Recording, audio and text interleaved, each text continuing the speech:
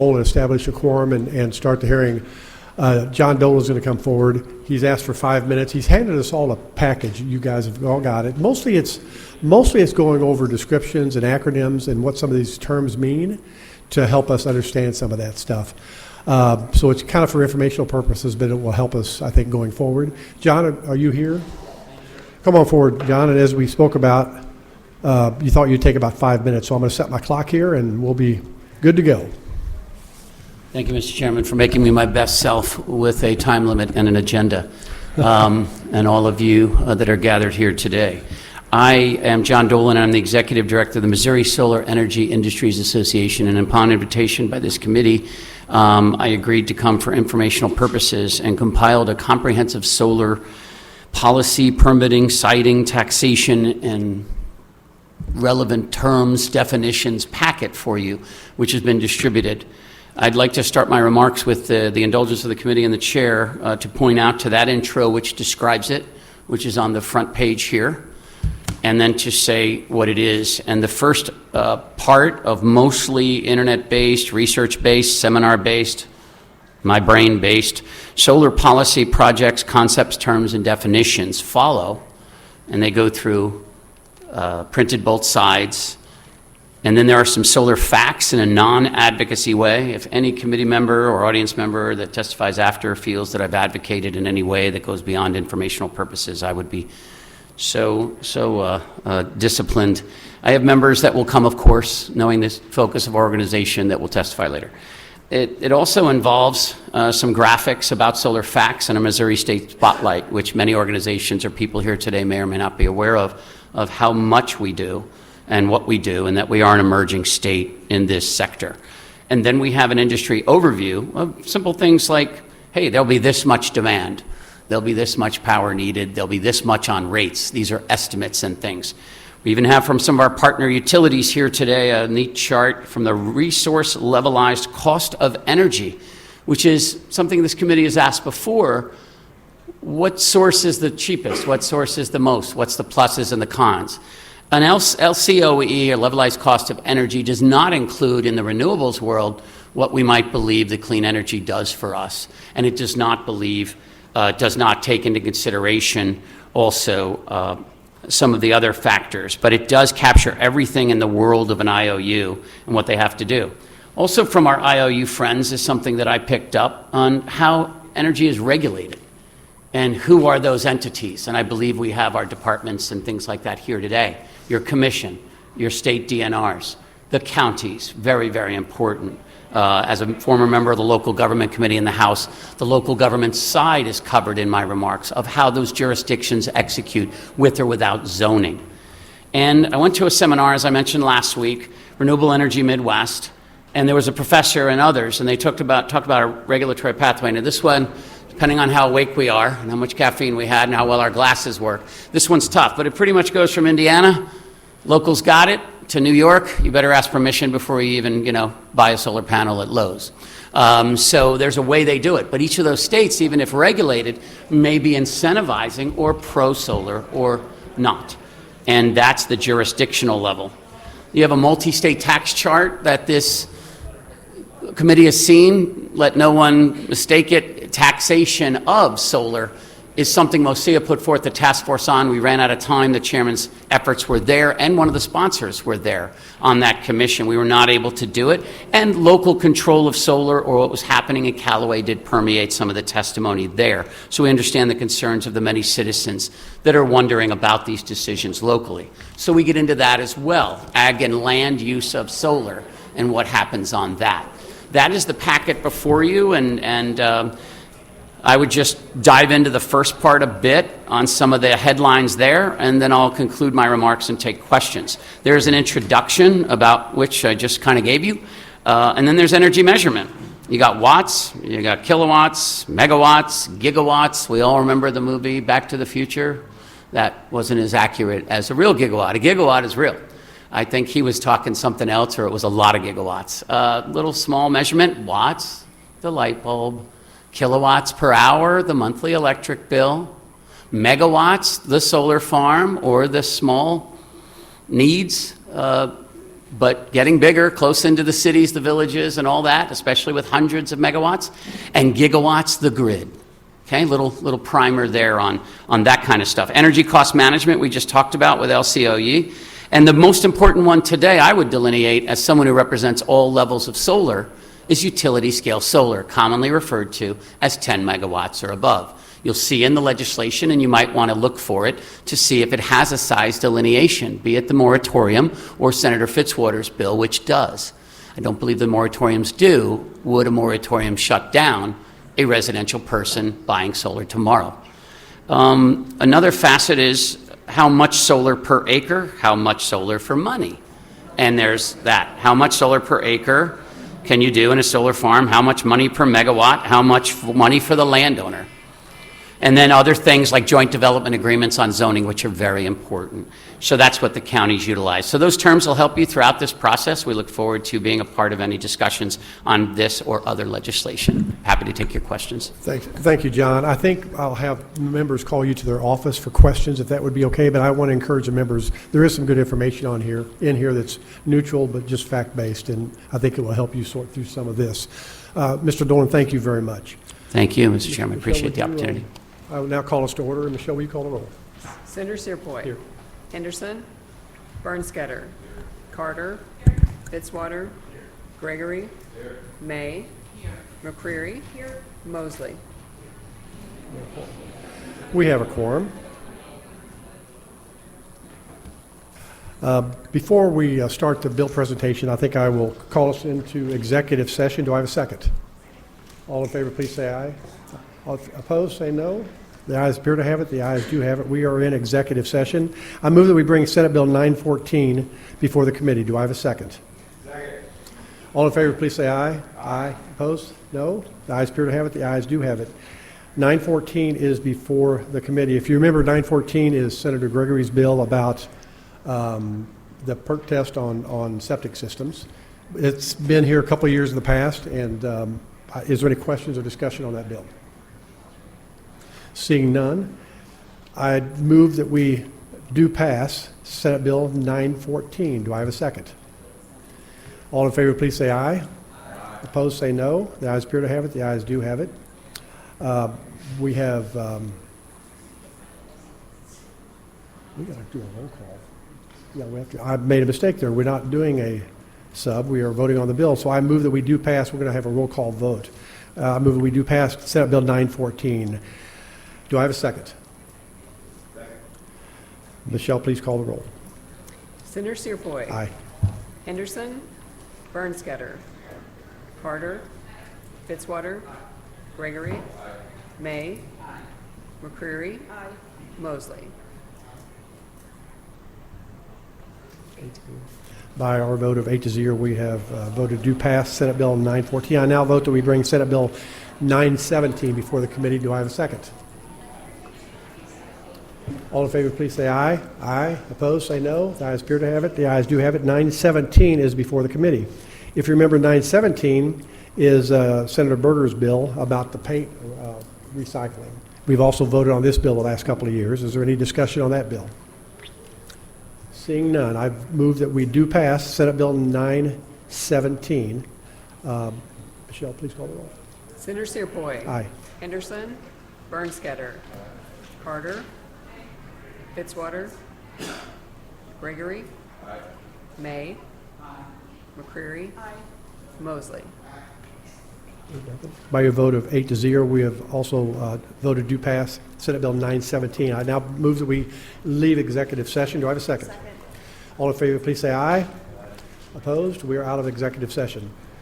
Thank you for putting up with that for a moment, folks. Now we're going to go to the hearing, and my plans on this is two of the bills are exactly the same, Senator O'Loughlin and Senator Crawford's bill, and Senator Travis's, I'm sorry, I know. Senator Fitzwater's bill is more comprehensive, and so, but we're going to hear them all at the same time because I think a lot of the people, a lot of the testimony will be pretty much the same on both bills. So if the three of you would like to step forward, and I'm going to let Senator Crawford, she's got to leave. She wants to like to have a few comments up front, and then Senator Fitzwater, if you all three of you would. And then I'll have Senator O'Loughlin speak next, and then Senator Fitzwater after that. Thank you, Mr. Chair, members of the committee. For the record, Sandy Crawford, District 28. Thanks for the opportunity to hear these bills this morning.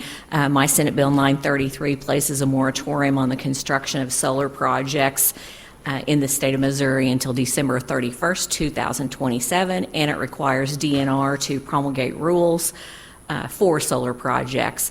In the event those rules are not in place before 12/31/27, the moratorium would stay in place until those rules are in place, and the bill has an emergency clause. As you've already mentioned, Senator O'Loughlin's bill is exactly like mine. I'm going to head on out of here, but I did want a chance to at least tell what my bill did, and I appreciate that opportunity. Thank you, Senator. Anybody have any questions for Senator Crawford? Seeing none, thank you. Senator O'Loughlin, would you like to add something to that?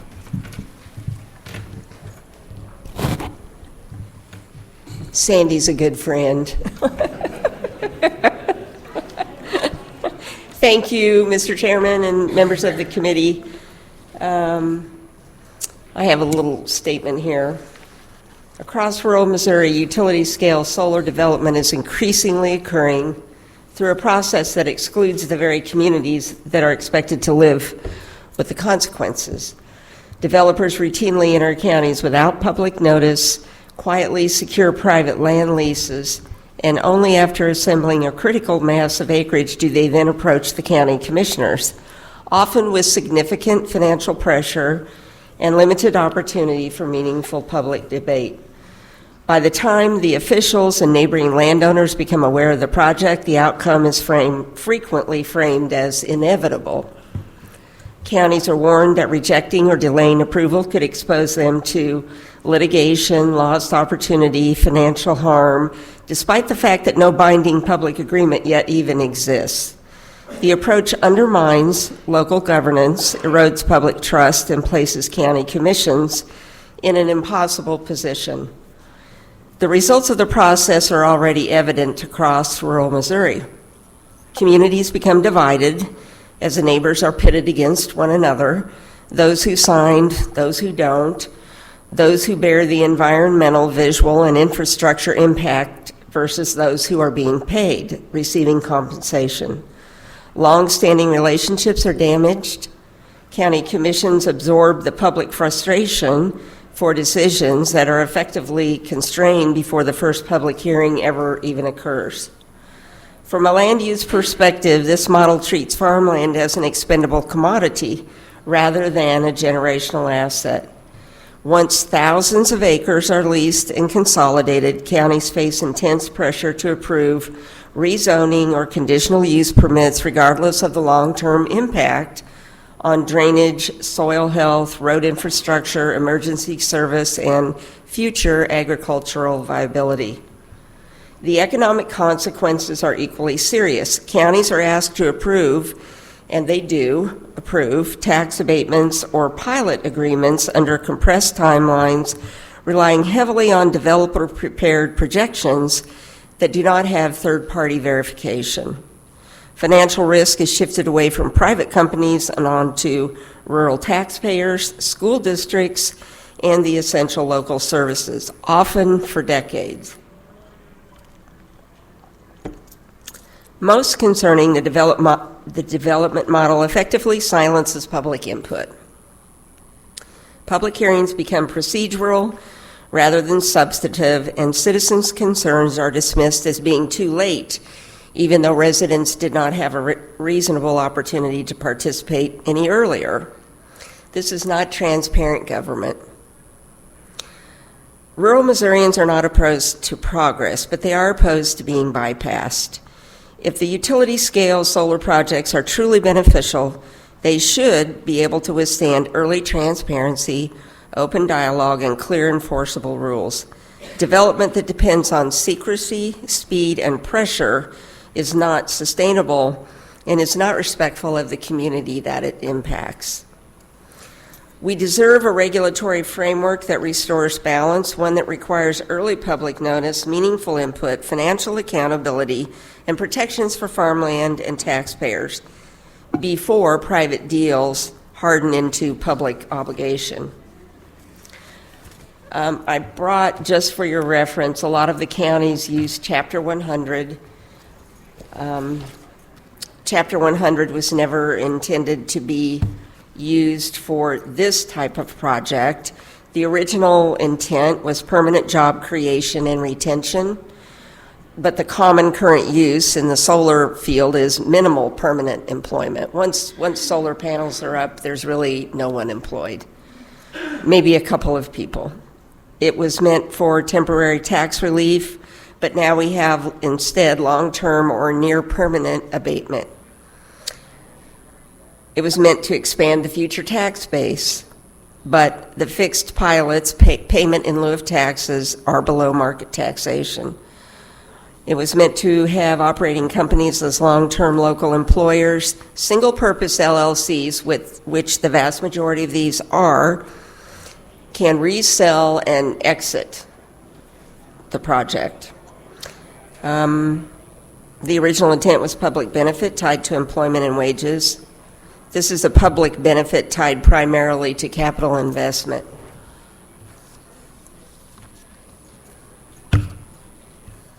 I have talked to lots of the commissioners in our rural counties and individuals who live in rural counties, and I understand that, you know, the people who sign up to lease their land should be able to do that. It's their land, they should be able to do what they want. But I don't think that that means that we don't have some sort of regulatory framework for the long term. The decommissioning aspect of a solar field is pretty immense, and I just don't think at a local level we have the ability to be sure that we have that covered.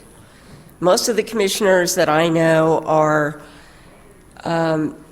busy with other local concerns, and they don't have the expertise nor the money to hire lawyers and the kind of people you need to monitor something like this. So that really is my goal, to be sure that local people are heard, that we have some sort of oversight, and that we protect the integrity of rural Missouri. Thank you. Questions for Senator O'Loughlin? Plenty. Senator May. So, my understanding of solar, first of all, good morning, Senator, how are you? Good morning. So my understanding of solar is that it has a huge net benefit. So I don't understand, you know, what are you considering? I know you labeled off some things that you considered a negative, and we're talking about like private farm, you know, people that own the farm, private land, trying to put panels on their land. So I don't know, can you tell me of any of the negative things you see? Because I've just been doing some research and I haven't really, all of the things that I see are manageable. Yeah, So- and I agree with you, they are manageable, but nobody's managing them. Okay. We don't have, that I know of, any other circumstance where some big industrial installation is coming to your county and going to be installed and no one is monitoring it. Mm-hmm. And that's what I'm asking for. Okay, and so these are not just done on private farms. People are buying land and creating. Some developers are buying land, but most of them are leasing land from private landowners. Private landowners, okay. And this does not stop that from happening. Okay, so Missouri currently uses 8 times more electricity than it actually produces.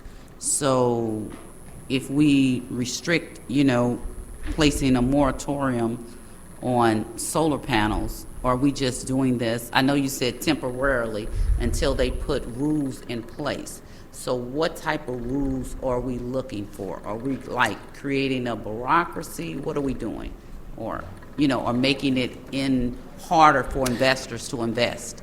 So the director of DNR is here, and I think he's going to talk about that, things Okay. that he thinks are practical and would help be sure that we are looking into any environmental concerns that we could have. Okay, very good. Thank Yeah. you. Any other? Senator Blaine. Good morning. Good morning. I'm used to you being up here and me being back there. Yeah. So I was listening to your opening comments, and I feel like what you said could be said about the debate we've had in this building for many, many years, over a decade that I've been here, related to industrial-sized farms, for example. I also feel like what you just said, every word of it would apply to data centers as well. So I'm curious why you're just focused on solar and not on the environmental effects and the community effects of CAFOs or data centers. Well, so CAFOs are regulated by DNR. But there's no input at the local level because we took away local control of county commissioners and county health boards more than a decade ago. So there isn't a way for local electeds to have a say. So I think that if people have a concern about a CAFO, which this is not about, that But they the arguments should. you made also apply. It's what people in rural counties say about those large-scale industrial farms. So in my experience, I know of CAFOs that are run well and there's no problem with the neighbors or anyone else, and at least they are producing something that we all consume, pork. Well, solar produces electricity that we all consume, and all of the IOUs that are in this building every day, solar is part of their portfolio. It is. Okay. All right. Very good. Thank you.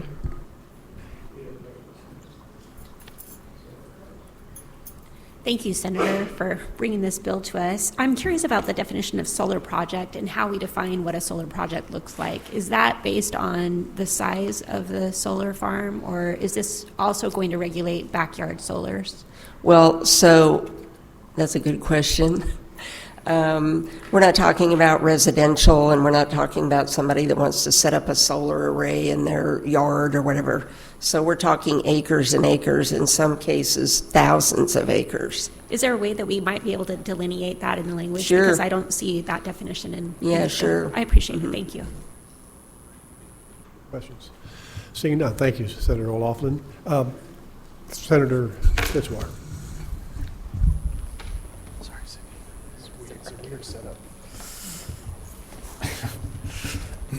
Thank you, Mr. Chair, members of the committee. Travis Fitzwater, Senate District 10, and I've been on utilities committees as a House member and as a senator, constantly in the shadow of your chairmanship as senator. So thanks for giving me some time on this. My bill is much different. I'd prefer a moratorium if we could do it and have some structure, some framework from some regulatory environment that set rules that looked at various states and what they're doing and what works in other states. My bill's not like that because I've carried this bill for several years to try to find some level of statutory regulatory framework that we could get actually politically done in the Capitol. I'll tell you where the genesis of this comes for me. The last year in the House, that I was in the House, there was a industrial solar project that was being proposed, and this company came into my community, basically wanted to surround schools. They were going to be in city limits. They were going to be around businesses, around homes, hundreds and thousands of acres surrounding a community, and they weren't open and transparent about it, which always is going to terrify constituents. So I heard from constituents who were in my office passionately asking us to do something on their behalf, and that's where my passion came from on this. And since I've been my last year in the House and into even now, I've carried some form of this to try to figure out where do we go from here.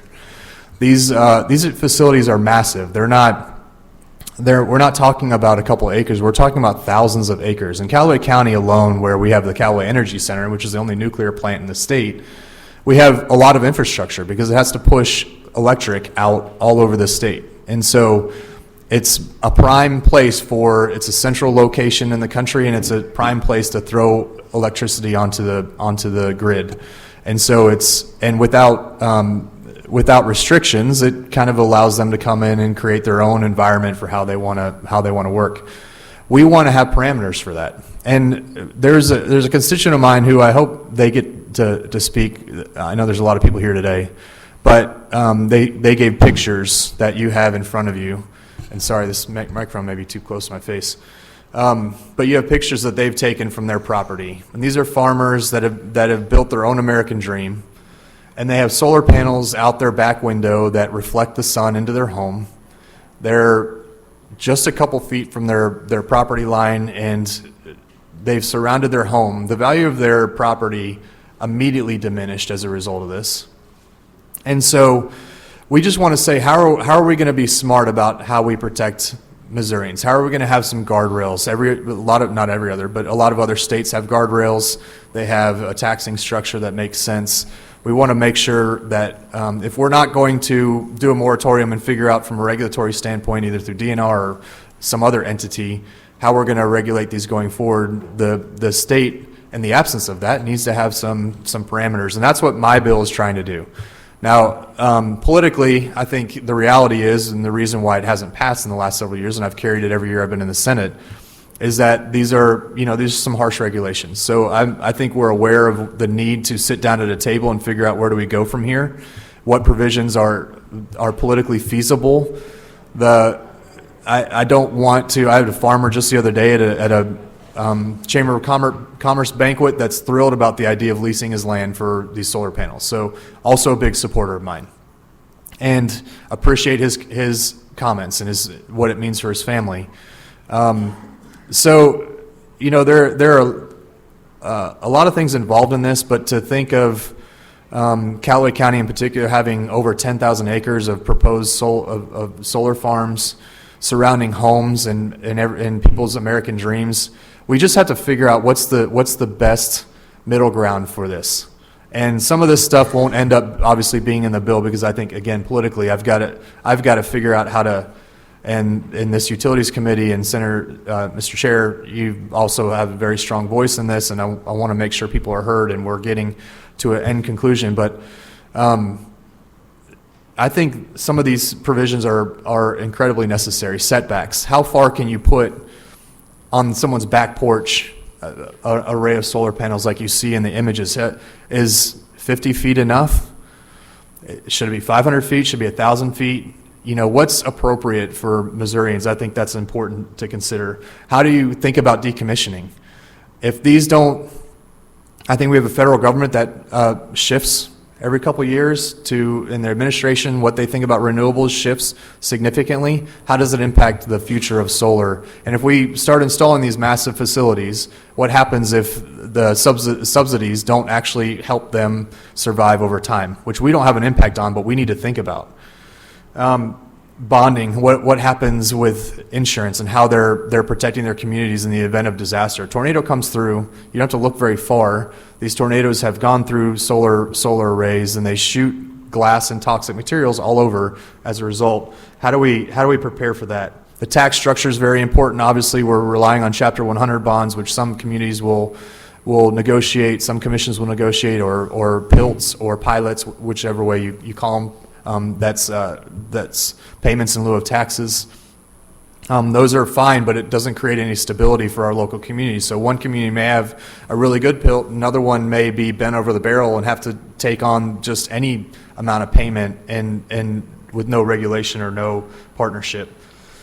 Barriers, if you are going to have a solar farm on your neighbor's back porch, are we going to require barriers? And how much tillable land should be available for this in each individual county? Do we have a max?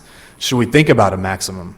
So for Callaway County to have tens of thousands of acres potentially with solar farms, how many acres of the tillable land in our communities do we want to have? Should we talk about a cap? I think we should. And so that's kind of a lot of the stuff that's in here. My original bill has the counties having regulatory authority alongside the PSC can't allow these projects unless the local county has accepted them. I think that's from discussions I've had, that's going to be a hard bargain. So thinking about how we go about that is we're still having discussions about how do we have some regulatory body that actually has some influence over these massive facilities. So those are some of the things that are in it. It's very different than a moratorium. If we could have a moratorium and we thought about this through a DNR perspective, I would love that. I'm not sure that's feasible. Maybe it is. I would love to have that conversation. I'm glad that our president of the Senate is carrying that and pushing that. I think it's an important part of the discussion. But this is, this is the framework I've tried to build over the last couple of years and hope that we can get some momentum on protecting our citizens. There's projects happening right now in my community that, it'd be helpful to have some view of what it looks like in the future. Thank you, Senator. Questions? Senator McCray? Good morning. Hey, Senator. Hello. I know how passionate you are about this. I will say pretty much the whole time I've known you in this building, this has been something you've been working on. So, Yeah. And your approach to this has definitely evolved. I think this isn't just directed at you, but just the debate that we're having this morning. One of the things I'm concerned about is solar is an important part of a diverse portfolio that the IOUs use to deliver electricity to their customers. And my concern is that your bill, which doesn't have a ban, but I would say you wouldn't argue that there's some hoops that folks would have to jump through to build. Which I think is necessary. So not a ban, but make harder. And then we have a discussion about a ban. My overall concern is all the data shows that eliminating solar or making solar harder to achieve would raise the rates for customers, which means affordability of electric rates would go up. So, I think every day as senators, we're getting emails from people begging us to find ways to help reduce their everyday costs. So I'm kind of approaching what you're saying, wearing two different hats. I know this is a discussion about solar and how it is implemented, but I'm also just overall concerned. Our electric rates have gone up recently. Senate Bill 4 hasn't even kicked in yet, so our constituents don't even know what's coming yet. And my concern is eliminating solar could make affordability much harder for folks. Yeah, I think everything that we do has an impact in that space. I think every as we consider these big policy agendas, they're all very nuanced too. None is like the other. So I think as far as energy goes, this isn't unlike other states who have implemented some frameworks for large industrial solar farms. I'm looking at other states. How are they doing it? What are they charging for taxation? What creates a stable environment? Even for the solar farm, the industrial solar companies that have come and spoken to me, a lot of it's stability. We don't know what's coming. Local assessors can do what they want. I personally am not thrilled with the idea of every assessor having their own opinion on this. I think, back when I negotiated, when I was in the House, and I know you were a part of this because we spent years and years together on utilities committees and have negotiated all kinds of provisions. We worked through the windmill issue, and that was, we had a lot of discussion on how to create a stable environment for that. Where do the taxes go? Do they stay local? When an Ameren buys it, does it stay local, or do you distribute it out to every school district in the state? There's a lot of discussions around that are important. And I think the solar companies are aware of that, and they just want a stable environment, which is understandable. And other states have it. Right now, we're just negotiating on a case-by-case basis. So those pilots or PILTs, that's going into the cost of energy that is already going on the growth. So we're paying for it no matter how you look at it. It's just, is it going to be fair across the board where local assessors aren't having the burden placed on their back to define how they want? Or are we going to say, listen, this is how we're going to do it. This is how other states do it. I think eventually we get to some per megawatt hour based on nameplate energy production. That's what I assume would happen on all my conversations. So is it 6,000 like I proposed? That's maybe high, or are we doing? Are you flexible? Do you have some flexibility? I think like reality. I see the political reality of getting something accomplished, and I think we have to negotiate on that a little bit. There are other states around us that have obviously a lower number. There's some states that have higher numbers. So I think there's a number we can come to that creates stability in the marketplace, and we're paying those anyway. I mean, like, the cost for this is getting passed on no matter how you look at it.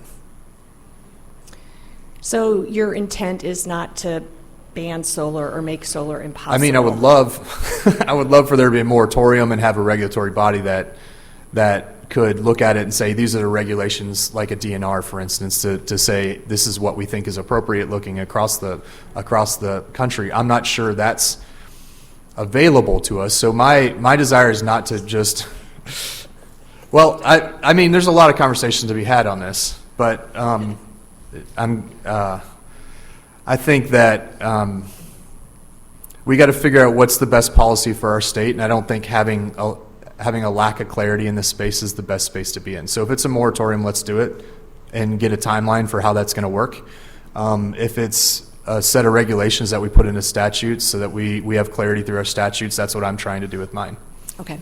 Well, I just hope as we debate this over the next 3-4 months that we do keep in mind the ultimate cost to our constituents. You know, I don't want to see anyone's electric bills go up any more than necessary. So.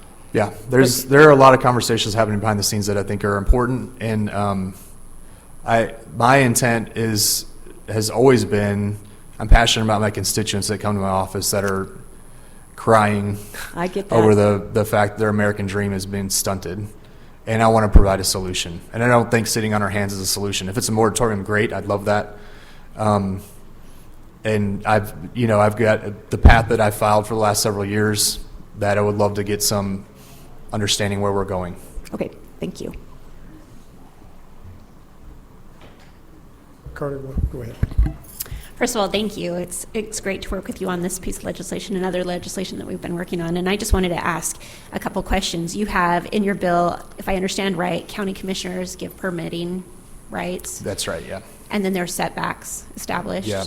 And there's about a 2% flexibility for county cropland, basically. Yeah, so you're tillable land, proportional, cropland, right? That's right. So is there a mechanism in place, or do you foresee a mechanism in place where if the county commissioners allow a permit, go through the permitting process, and they've had those public hearings, that there's still basic negative outcry from the community, is there a mechanism there for them to have a voice that kind of overrides the commissioners? I love... Yeah, I elections. Right. I appreciate the comments from Senator McCreary. In my district, that we are looking at doing some data centers, and some of the similarities are ringing true as we have these conversations. And I think talking about the impact, whether positive or negative, and what it will do for our communities is important, but looking at it in a holistic approach where we're also trying to keep in mind utility costs, things like that. But to have the voice of our constituents be a part of that conversation, to me, is vital. Yes, it will bring in more revenue here, and here because of the data center and the revenue they generate, just like your solar, the solar industry, it might offset some of those costs, but what are the negative repercussions? And to be able to have those conversations in a holistic approach, I think is really vital. And so I appreciate being able to have the conversation at the county level, but then also just wonder, is there a mechanism that you foresee, or other than... I think my office is willing to figure out whatever solutions senators want to have a say on, what that looks like. I'm not married to this as it is. I think that I have pieces that I won't, they're pieces that I just can't negotiate too far on. Like, For sure, I think yeah. setbacks are important. I think those are crucial to have in statute. I think having some tax structure that isn't set by the solar companies, but is a conclusion that we come to as individuals who represent 185,000 people apiece, is important. I think figuring out how do we do this in an appropriate way, and I think that still has a little bit of work to do. It's interesting whether we do data, we're talking about data centers or solar farms or CAFOs. What's interesting to me from my point of view is nobody wants regulations. My county doesn't have regulations. Everybody loves that until they don't. And then they want, these regulations. So trying to walk that balance and have community Same thing in input. Callaway County. And again, all these are nuanced, but, there's also nothing new under the sun. So Right. there's a balance of realizing those things. Well, I appreciate it. Thank you. Senator May. Good morning, Senator. Hi, Senator. So my concerns is, I'm not opposed to putting what I call regulations that protect consumers from, investors in a way, dealing with the manufacturing, dealing with the construction, dealing with, preservation of the soil, dealing with, I know, new panels and things like that, they don't have the glare that they used to have. So, but my concern when I'm looking at your bill, you know, and looking at the other bill, first of all, we're the first state to do a moratorium in Missouri, so we're the first state to do this. So other states have put in some parameters without, you know, stopping the growth of solar. So in your bill, you know, you have like, you're giving the county commissioners the issue of permit, limiting boundaries of proposed solar farms, or denying the permit. So I'm looking at it from, I guess my perspective is, if I own 1,000 acres of land, do you have the ability to deny me from putting solar panels on my land? And when you say, I heard you say it over and over again, stunting or stopping someone's American dream, can you explain that? I'm not sure I understand. Yeah, what you're I think the saying. perfect example is in front of you with those pictures. You know, these folks are, they bought a home, built their family, and they're surrounded by solar panels.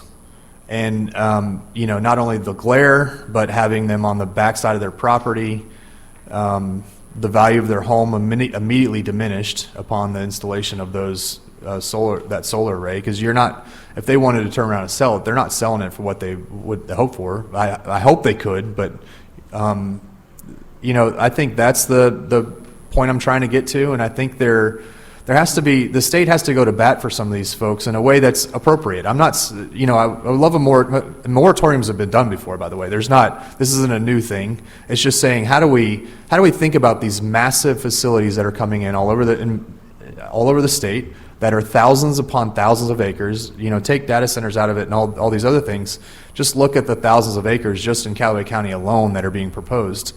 And let's say, how do we wrap our mind around what's right for our state, for cropland, and for the communities that it's impacting? How do we make a set of regulations that ensure that everybody's taken care of? And in this, just in solar farms, you know, it's easy to just say everything's the same. But in this instance, we're talking about thousands and thousands of acres in my district, in my home county, and I'm just saying, how do I go to bat for some real regulations that make sense? That my farmers that want to use their land however they want have that ability, but they can't diminish the value of their neighbors by doing so. And I think there's a middle ground to find in there, and that's what I'm trying to do. That's the intent of where I'm getting to. Trying to find the balance That's right. without creating over-regulation and bureaucracy. Yeah, I mean, again, I have a supporter who just talked to me the other day that said, you know, let me do what I want with my farm. Like, that's fine. Like, I don't have a problem with that. But if it's impacting your neighbor in such a dynamic and harsh way, the state has to, you know, think about that. Especially in this size, like, you know, again, everything's nuanced, so you can't just say it's exactly like this or that. I think these are massive projects, and it's not just one family we're typically talking about. We're talking about dozens and dozens and dozens of families that are impacted by these things. Okay, thank you. No questions, seeing none. Thank you, Senators. Before we start, anybody that testifies, once you've testified, we've got a lot of people out in the hallway, so if you can leave and free up your seat, that'd be great for other folks to come in. And can I say how many people want to testify in favor of this bill? How many in opposition? Okay. I figure the hallway is probably roughly the same. How many people want to testify for information purposes? Okay. That's why I've asked if they will. So I think what I'll do is do people in favor, people against, and then mix in information from time to time to work through that. And so can I please have the first person in favor come forward? Yeah. You know that. Good morning, Chairman, Senators. My name is Ike Skelton. I'm the presiding commissioner of Camden County. And we can speak on both of these bills. Is that correct? You're in favor of the bills, right? Yes, both of them. Support of it. Yes, and I forgot to say too, if everybody could hold their, I'm going to start with like 3 minutes because we got a lot of people who want to testify and I have another bill to go to. So if you try to hold it to 3 minutes, that'd be great. And yes, all three bills, if you would testify on those. You can specify one or the other, but a lot of the arguments are going to be the same. Thank you very much. I appreciate that. I appreciate the time. So on the moratoriums, I believe there should be the moratoriums, and here's why. You know, we talk about private property rights, and I'm a huge private property rights advocate, but an awful lot of these things, as a matter of fact, all of the solar and wind philosophy is being incentivized by the federal government very, very heavily. As a matter of fact, even going so far as to exempt them from NEPA considerations. There doesn't have to be any environmental impact studies done.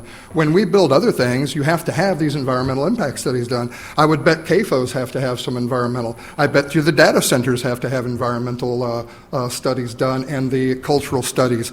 But for some reason, solar and wind is exempt from that. And I don't really understand why, other than there is a huge push from the federal government to destroy what is commonly known as fossil fuels and push us into the so-called renewables. And, you know, I think we can study that and look at it. I haven't seen a single thing over the last many years that have talked about getting rid of incandescent light bulbs and these other things that have actually lowered our cost of energy.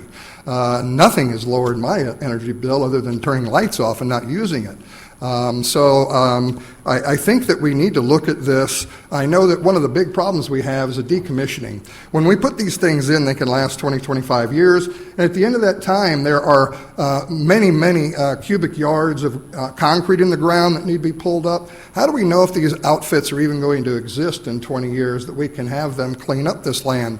There is a huge environmental impact that I think we need to be looking at. So I support the moratorium.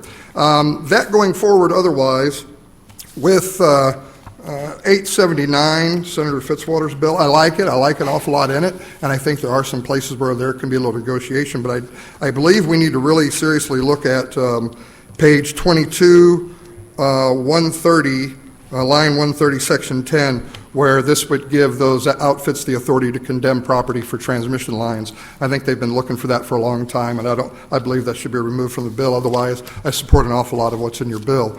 Matter of fact, all of it otherwise. And I definitely support the moratoriums. I don't know about the net benefits that come out of this. If you consider what it takes to build solar panels and wind panels, all of the other energy to put in that. But again, my ultimate thought here is that because these are being so heavily subsidized and pushed by the federal government at the detriment of traditional forms of energy, we need to stop and take a look at this and really see how it's going to impact Missouri's farmland. Thank you. Thank you. Questions for this witness? Seeing none. Thank you very much. First person in opposition, please come forward.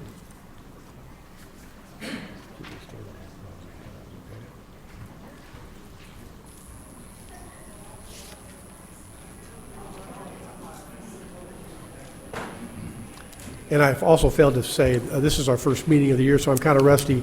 Everybody, please fill out a witness form, and when you start, please tell us who you are. Okay. Thank you, Senator Searpoy and members of the committee. My name is Waylon Brown, and I am a fourth-generation farmer, a former Iowa State Senator who chaired the Commerce Committee for multiple years in Iowa. And I currently serve as the Regional Policy Manager for Clean Grid Association.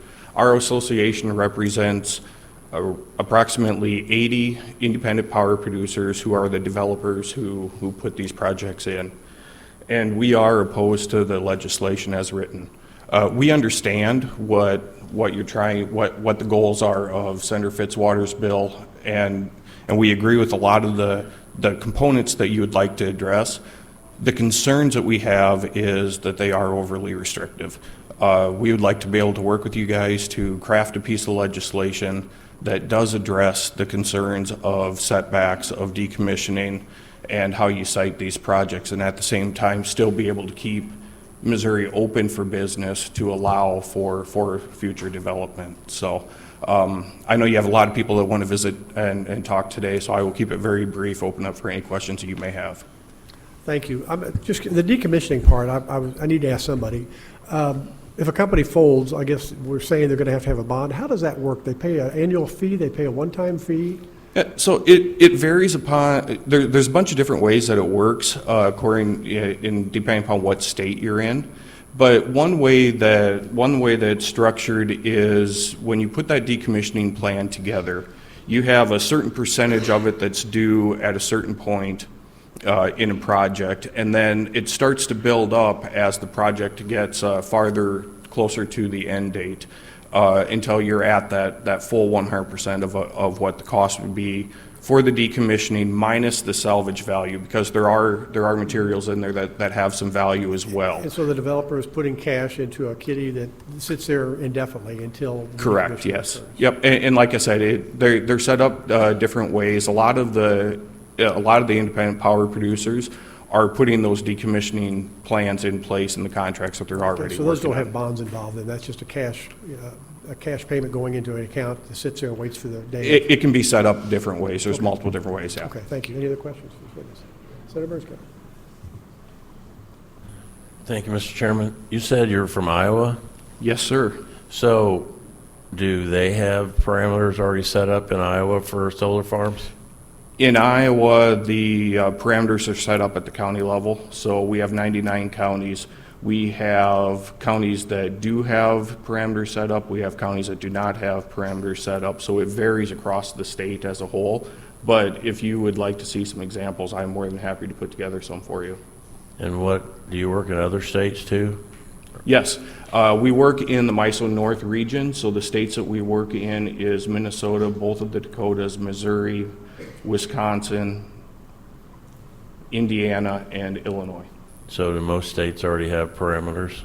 And it varies. I apologize, I left out Michigan, but yes, it varies as to who has the parameters and how it's set up.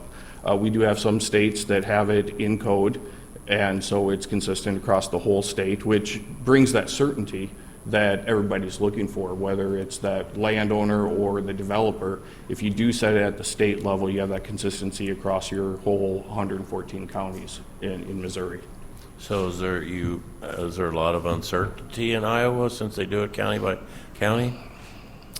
There is some uncertainty in Iowa. I won't deny that at all. And there are conversations right now going on at the state capitol to change it and move it to the state.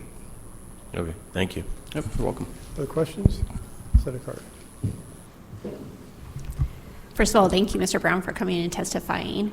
Did I understand right that you have about 80 independent power associations, power producers that you represent? Correct, yes. Can you help us understand how much of the producers are dependent on federal aid or federal subsidies? There was an article that says that, the USDA is backing down from some of those subsidies. So how dependent are you on those subsidies? I believe the projects will still be able to be developed without that. Obviously, regardless of what industry you're in, if there's dollars available, you work to try and obtain those dollars.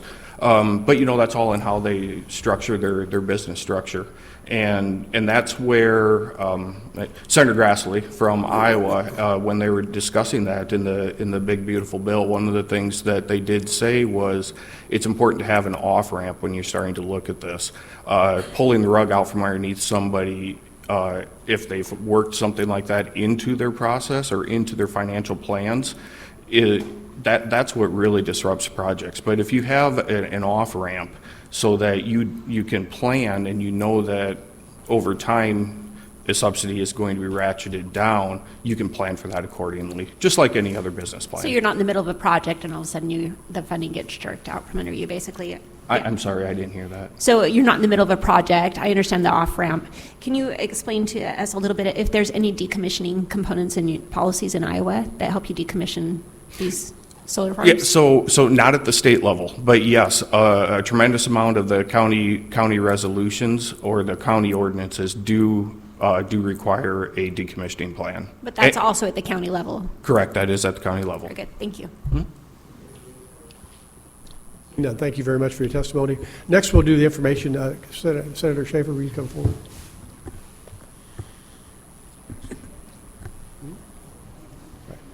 Thank you, Mr. Chairman, members of the committee. Kurt Schaefer. I'm currently the director of the Missouri Department of Natural Resources, and I'm here to speak for informational purposes only.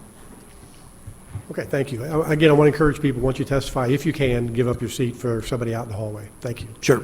So, I've been hearing the questions. So just kind of as a reference point, based on our research, there's 36 states right now that regulate this at the state level. That number of states that regulate that over doubled from the year 24 to 25. And so you can see it's going very quickly. There's 14 states that currently do not have state law. We're obviously one of them. Iowa is one of them as well. So is Kansas. But it's my understanding that every one of those states currently, like Missouri, has a bill that is going through. Most of them have one that went through last year, just didn't get passed. So it's a very timely issue, and I do applaud the senators because I'm testifying for informational purposes, and we can discuss the bill. I do think something needs to be done in this space. And do you think your department is the one to do it? Well, so that's a really good question. In most states, it is. I know that Senator Fitzwater, for example, his bill puts some onus on the Public Service Commission to do some of that. But keep in mind, the Public Service Commission is only 1/3 of the equation when you're dealing with electricity in the state of Missouri. They only regulate the IOUs, which is Ameren, Evergy, and Liberty. You still have the electric co-ops, and you still have municipalities that are not regulated in any way by the Public Service Commission. And looking at the language of the bill, I don't know that it would add them to that. And if you did want to add them to that, that would probably add a whole new layer to this bill that would be a lot different. But so I think you have to look at all of it, because you do have municipalities that have solar fields. You do have co-ops looking at that issue. I don't know if they have any currently, but they could certainly get into it. And then you have single-use operators. For example, it's my understanding the 5,000-acre farm going in Henry County right now, which is actually being developed by a private equity group out of Chicago. The purpose of that is to basically provide energy, which I believe is being contracted with Evergy. So that the megawatts that come out of that field will go into Evergy's system. But it allows a data center in Kansas City that is actually working with that to say that they have zero carbon emissions because they are using the same amount of electricity that solar field is producing, even though they're not using that exact electricity, even though it's hard to actually track that. But it gives them the ability to say that. So what you're going to see is large end users want to maintain that message, so they're not really building it for sale other than for other purposes. But you'd have to include those too, I think. So I think, when you look at the issue of how you're going to regulate those, and I think there's some very good examples from those 36 states of things that you can do, regardless of who puts it in. Almost all of them have a decommissioning element to them. In fact, that's usually the main element of decommissioning. For example, Georgia requires recycling upon decommissioning. I don't know that any of them do not require a financial assurance for decommissioning. Arkansas has some very good language on restoring agricultural ground to its previous state after decommissioning. So in other words, you have to remove, and it lists all the things you have to remove, down to 3 feet below the surface level, things like that. So there's a lot of good examples out there that I think can be drawn upon to address some of these issues. But keep in mind on the financial assurance end, in the state of Missouri, we require financial assurance for a whole lot of things. Land reclamation for mining activities, wastewater systems. I mean, you really can't even put in a small wastewater system for a trailer park without posting a bond, and those tend to be very high. And there's different ways you can do that. You can do it through a bond, you can do it through insurance. But anytime you get into these types of industries, it's a fairly common thing, and I believe all 36 of those states require that. Now, I think it's 10 of those 36. They have a state law, but they allow it to be carried out by a county. I think you have one that's a hybrid that is a combination of things the state does and things the counties do. So there's a lot of options for this committee to look at. Thank you. Do you have a question? Any questions? Senator McCurry. It seems like the bill is really focused on agriculture and rural people, so would Department of Ag be an option as well? I think it's going to be up to whoever the legislature wants to give that authority to. But in terms of financial assurance for closing out facilities that potentially have a negative environmental impact, that tends to be more the space of the Department of Natural Resources. But you could do whatever you want. And I think it's important to keep in mind, you can go to EPA's website right now and see that solar panels do contain hazardous material. And so even though it's relatively small amounts, it generally comes from the metals that's in them. But when you get 5,000 acres of them, you're kind of accumulating a lot. That's one reason that I actually like what Georgia does, which is actually requires recycling at the end. And then also on the financial assurance, there's different ways that different states do it. One common thing is basically a financial assurance is posted at the front and then reevaluated every 5 years, so that you basically are keeping up with what you think it would take to do that. There are different reasons why you may have to use, a bond or some form of financial assurance to close a field. It could be something like a tornado or something, and there's not sufficient coverage to clean it up. It could be that federal subsidies go away to a point, especially federal tax credits, where you have maybe a private equity group who simply says it's no longer financially viable to maintain this, and they don't do it anymore. There's a lot of reasons why that could happen. For all of the things that we do require financial assurance for at the department, it doesn't come up very often. But I think it makes people feel better that it's there, that's for sure. I guess I'm perplexed why your comments are focused on solar, because there's countless other industries where, somebody can just abandon a plant with a bunch of waste and there's no cleanup, there's nobody responsible. Well, CAFOs do have requirements like that. And then on top of that, I think the distinction you're looking at is a data center doesn't take up 5,000 acres.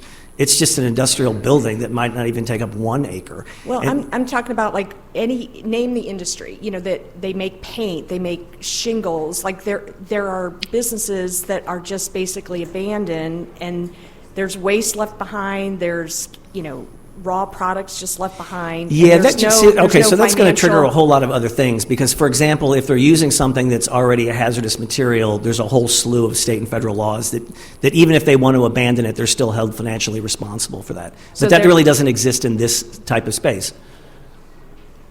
Okay. I mean, if you've got a manufacturing facility, and you're using not even manufacturing, if you're just using hazardous materials, and you somehow just say, I'm going to leave this, well, there are a myriad of laws that you would never be able to get out from under that. I mean, every dime that you probably have would be taken to clean that up.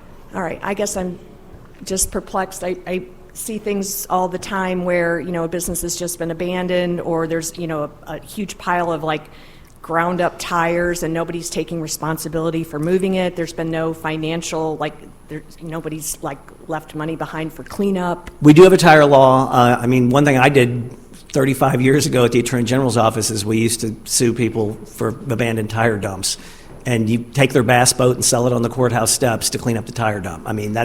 That has happened. The thing with tires is we don't have nearly as many as we used to. We have an enormous one, 2 enormous ones in the city of St. Louis. But yeah, that one's a different story, and I would love to find a way to clean that up. Yeah, I would too. Thanks. So you mentioned decommissioning and restoring the soil. Have you looked at other states and their requirements for setbacks? Yeah, so, one thing that's kind of interesting right now is, and I don't know for sure, but I think most counties probably have the ability to do some of that right now. I think one thing you have to watch with setbacks as well is that you're not actually making the solar farm require more property, because they have to account into the factor that they've got to factor in, additional property. But I think, in that sense, there's probably some ability right now for counties to do that already. But, I think that's a question for, that may be more of a question for counties to make that determination. But I think that what we need to do is probably have some guardrails at the state level that control some of that. Okay, thank you. Yes, my question is this, Senator. They say that they're 95% recyclable.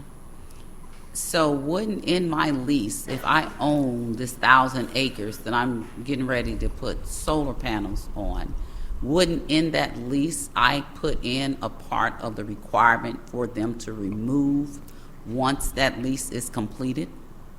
You can certainly put, if you own a farm, let's say that you own a 1,000-acre farm and you're going to sign a contract with somebody to put in a solar. I'm assuming, first of all, I would hope you would consult a lawyer on that contract. And then second of all, yes, you could put something in there like that, but the question is, what happens if that company goes bankrupt? What happens if they just decide they're going to abandon it? And that's, I think, more of the issue of what we're looking at is, is how do you protect those landowners? In addition, like I mentioned in Georgia, where you have a requirement, whether it's in the contract or not, under state law, that actually if you're using agricultural land, it has to be restored back to the same level of agricultural ability that it was before the farm. Because, another question is, it's actually really interesting because when I presented DNR's budget last week over in the House, Representative Cups asked me a question about solar fields. And he said, we've got all this because land reclamation, which is, it's one of our divisions, they deal with former mining sites and things like that tend to be very acidic and not very good property. And his question was, why don't you just put solar panels there? And our response was, it's probably be a good location, but there's nothing that we can do to tell people that. We could suggest it, but that's about it. Yeah. And so in that same lease, wouldn't I, understand the impact on my soil and the restoration of the soil? Because I know that when installing certain solar panels, because I have been doing some research, it is some requirements that you can require the investor in reference to your land to maintain that. And if they don't, it's a breach of contract, and you can also put in certain penalties for their breach of contract. It's just like any other contract you would have, So, I'm just thinking about that. It is, but that assumes that there's always a resource there to maybe sue somebody or collect on that contract, and that's not probably always going to be the case. Good. Thank you. Any other questions? Seeing none, thank you. Thank you, Mr. Chairman. Everybody, I think what I'm going to do now is, because time is getting away, and people that work in this building every day can come and see us all the time. I'm going to let the folks that travel a distance to come here that don't make a living doing this. So somebody who's support of the bill, who I would say is a normal person, please come forward. Normal? Okay, thank you. My name is Laura Stinson. Sorry. My parents are John and Debbie Stinson. This is their home. I'm speaking to you today as a daughter, a sister, a neighbor. Thank you for your time. You should have pictures of my parents' home and their 16 acres. As you can see, the setbacks are not in place. There is a chain link fence with danger high voltage signs surrounding their property. All the energy that is being shipped to Chicago, not staying here in Missouri. I would like for you to note the access drive that's in the last aerial drive. It follows my parents' driveway about 15 feet away. There were days when 10-plus semi-trucks were lined up in this drive on idle at 7 a.m., waiting to be unloaded. The traffic up and down this drive is nonstop. There are 200-plus trips back and forth down the driveway, throwing up dust all day long. They said they would take care of the dust, but they didn't. The kids in my mother's in-home daycare have not been outside to play more than not in the past year because of the dust and noise levels. My sister Katie is especially sensitive to sound, as most individuals with Down syndrome are. During the weeks that the poles were being driven into the ground for the panels, it was so loud in their home that she became irritable and packed up her room. She took everything off her walls and shelves and proceeded to tell my mom, "I've had enough, I can't take it anymore." She loves her home, but she was done with the noise. Imagine being in a home with a roof being replaced for months on end. I am very concerned about the future noise of these solar panels. They run on electricity. Make that make sense. Thousands of acres of motors. This will certainly affect Katie's quality of life. She hears noises that you can't. I know that what she looks like when a noise bothers her. Her hands cupped over her hands saying, I don't like this, I'm not like this. And I can hear it and I can see it, and she doesn't even know it's coming. The glare from the panels has forced my parents to get glare reduction on their windows due to the blinding glare. They were promised these panels would not have glare. That was not true. Sitting on their back porch is no more. They had to purchase blackout curtains to block out the cameras and the green lights that lit up their home all day and all night. The new water runoff has destroyed their driveway repetitively, another bill that wasn't budgeted for. My parents and my sister have been left with no choice but to move. As a realtor in Boone, Cole, and Callaway County, I have not been able to get a single person in their home off market. I showed a home down the road, less than a mile from them. 2 weeks ago, I showed it to 3 clients who said no before we even got inside the house. The panels could be seen in the far distance. We are being punished because we can't afford to purchase more land to protect and surround our home, protecting the small landowners who are living their American dream here in Missouri. I want to encourage all of you to take a drive down this road and see it for yourself, County Road 225. Missouri is going to be covered in black glass if we don't stand up and stop this out-of-state solar company who wants to destroy our farmland. I'm not asking you to study statistics or look at dollar signs. I'm asking you to offer protection to those who need it. Protect the landowners who have proven to be good stewards of the land that has been entrusted to them. Allow our county commissioners to have more of a voice in our county. They know our names, they know our addresses, they know that we are hurting. They want to help. Please consider Senator Fitzwater's bill that will allow our commissioners to help us. It will provide setbacks for John and Debbie Stinson and Katie. I'm begging you to consider Senator Laughlin's proposal to place a hold on the solar panels. We have to slow them down. They are running full steam ahead, and they don't care who they run over. Slow them down before they take over the entire Midwest. Slow them down until our state is ready and prepared to properly regulate them. This is likely our only chance to stop this or slow it down. Please don't put this off and make the right decision. Thank you. I didn't catch, why does all this traffic on this dirt road? Because they're hauling hundreds of semi-trucks full of trash. These solar panels require lots of trash. So they're taking rock down for these roads that they're building, dumping rock. Then there's, the other half would be trash. Is that during the construction phase, or is it all? It's been the whole time that it started, so Okay, yes. thank you. Any questions? And the road is lined with trash, everywhere. Okay. Yeah. Any questions for this witness? Seeing none. Thank you very much for Yeah, your thank you. testimony. The next regular person that's in favor of this bill, please come forward. And again, everybody, make sure you fill out a witness form and leave it on the table or with the staff on the side.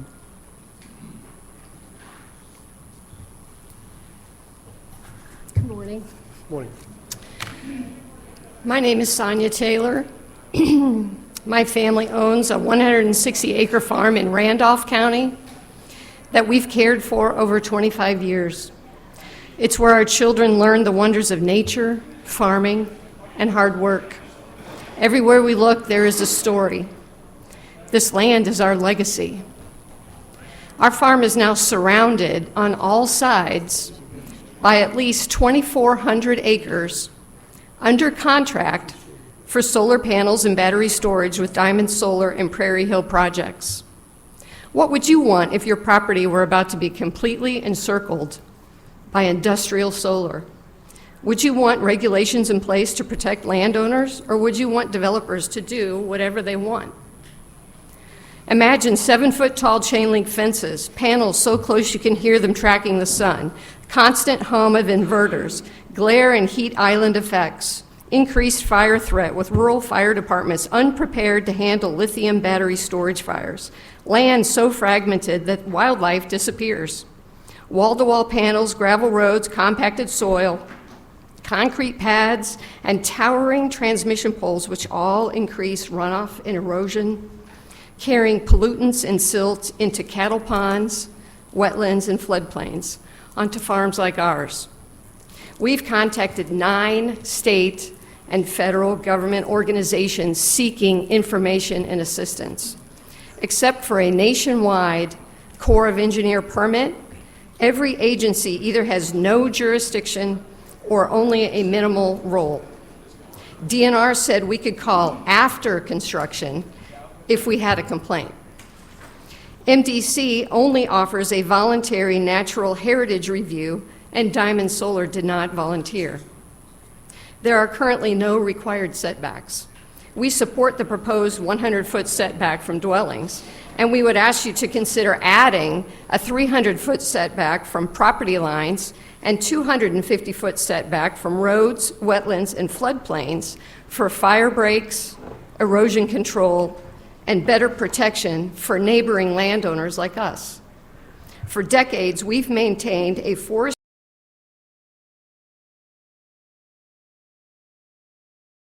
species.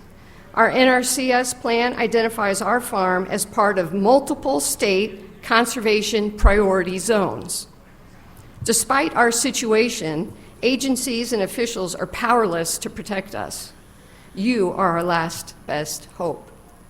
Please support these 3 bills to put protections in place that will safeguard our farm and our communities for generations. I thank you for your time. Thank you. Questions for this witness? Seeing none. Thank you very much. Is there any person that doesn't get paid to be here that for information purposes? Would you come forward now, please?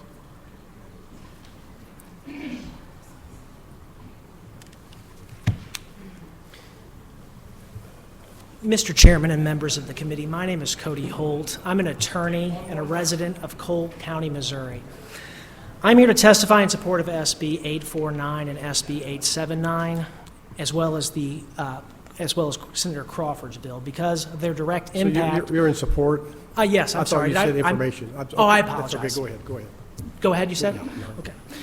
Because of the direct impact that they have on a proposed solar project in my hometown of Vichy, Missouri, in Marys County. At present, Missouri does not have the consistent statewide siting standards for utility-scale solar. Counties have very limited authority, and once a project reaches the Public Service Commission, local concerns are often effectively overridden. That leaves rural communities reacting to massive industrial projects only after leases are signed and momentum is already established. In Marys County, we are dealing with a proposed project that will place thousands of acres of industrial infrastructure into an agricultural area with no consistent statewide siting standards. SB849, as well as the other bill proposed by Crawford, provides a temporary pause so that the state can establish environmental and siting rules through the Department of Natural Resources. This is not about banning solar. It is about preventing a rush of projects before Missouri has standards in place for issues such as solar disruption, drainage, fire risk, and long-term decommissioning concerns. Oversight should come before construction, not after. SB879 restores a basic principle of land use law. Local governments should have the meaningful role in approving large industrial facilities in their communities. SB879 creates a permanent framework for that. It requires county approval from the Public Service Commission before the Public Service Commission can issue a certificate of necessity. It allows for basic setbacks and noise limits. It limits much of the farmland that can be converted. It requires a decommissioning bond. It prevents eminent domain for solar generation. And it also places utility scale solar on the tax rolls. These projects are not small. They involve thousands of acres of panels, inverters, transformers, and often battery storage systems, such as the one in our county. Once cropland is covered with panels, gravel, and infrastructure, it is functionally useless. These bills recognize that farmland is not interchangeable with industrial sites and that rural counties should not lose their agricultural base without consent. Reasonable setbacks and a cap on cropland use protects homes, schools, churches, and Missouri's agricultural base. None of these provisions ban solar. They simply regulate it in the same way Missouri regulates other large industrial land use. The committee will likely or has heard that these bills may violate the property rights of landowners who wish to lease their land. I respect that right. But property rights have never been absolute when a use creates impacts beyond the property line.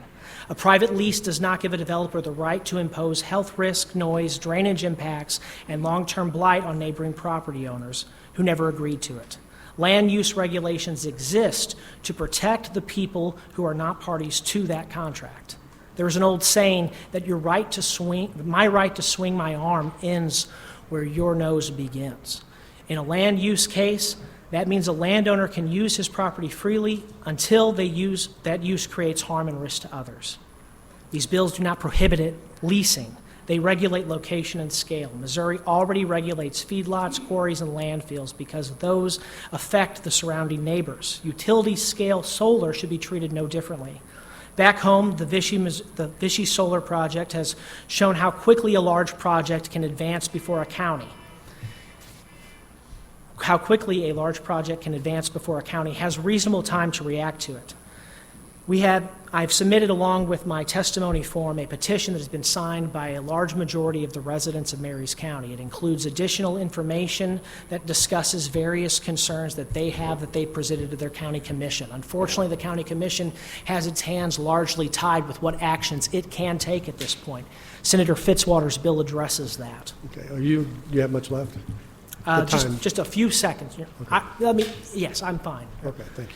I would ask that petition, which is attached to my form, be submitted as part of the written record. You have it there? Okay. I don't have it here. It's attached to my form that's been handed over to the gentleman outside. Thank you. Any questions for this gentleman? Seeing none. Thank you very much for your Thank you. testimony. Is anybody here for information purposes? Okay, come forward, please.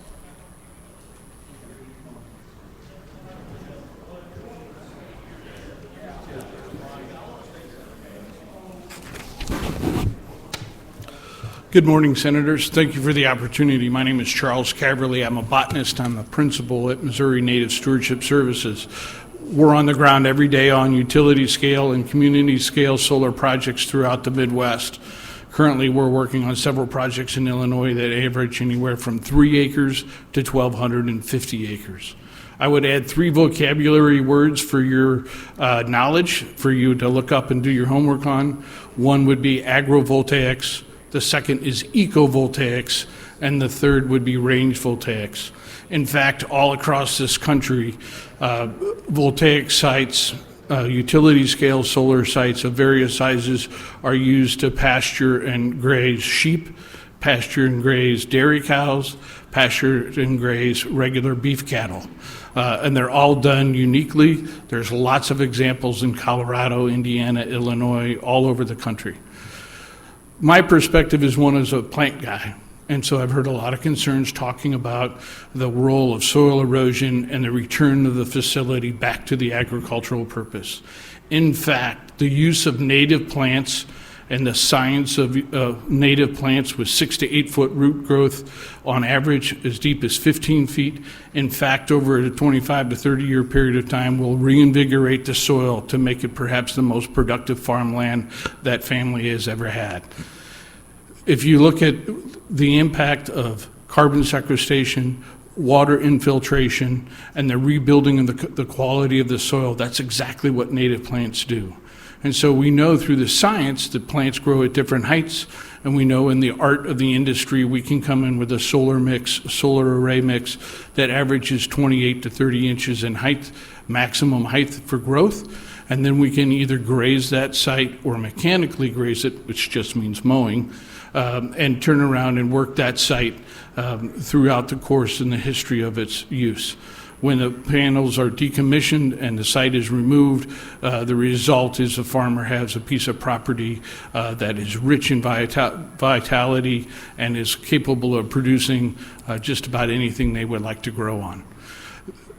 Argonne National Laboratory in 2025 printed a study or published a study called Build It and Will They Come? ? In which they looked at a 5-year review of the use of native plants on solar sites and the impacts to the surrounding land as well as those solar sites. What they found was the increase of those pollinator species and the native plants over the first 5 years is huge. It's a very big impact. But more importantly, if you're a bean farmer and you have beans surrounding a native-based solar facility with no inputs by the farmer, you can increase your yield by somewhere between 11 and 29%. So thank you for your time. Happy to ask any questions. Thank you for your testimony. Senator Bernstein. So I seem like I remember reading an article about people putting like vegetables under solar panels. How does that work? So there's a farm just outside of Colorado Springs, I believe, called Jack Solar Farm, where the panels are elevated and they truck farm beneath it. They're growing zucchini and tomatoes. In Colorado, in the southwest, the panels, which shade the ground beneath them, actually provide an opportunity to grow plants that can't handle the full solar impact of non-shaded. If you're a cattle rancher, you know on a shady day, on a hot summer day, shade is desired, and so those giant white oaks in the middle of your pasture are loaded with cows. What they're finding on solar sites is that the sheep and the beef that are raised on those sites are taking advantage of that shade as well. Okay. With our solar mixes are broad, so they're 30 to 40 species, so they can grow in full sun and they can grow in the shade beneath the panel. It's pretty clever. Any other questions? Seeing none, thank you very much. Great, thank you. Next person, the next regular person against, please come forward.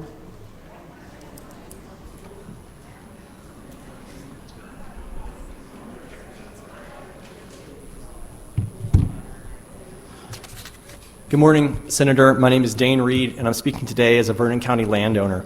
I'm here to urge you to withdraw or substantially amend Senate Bill 933.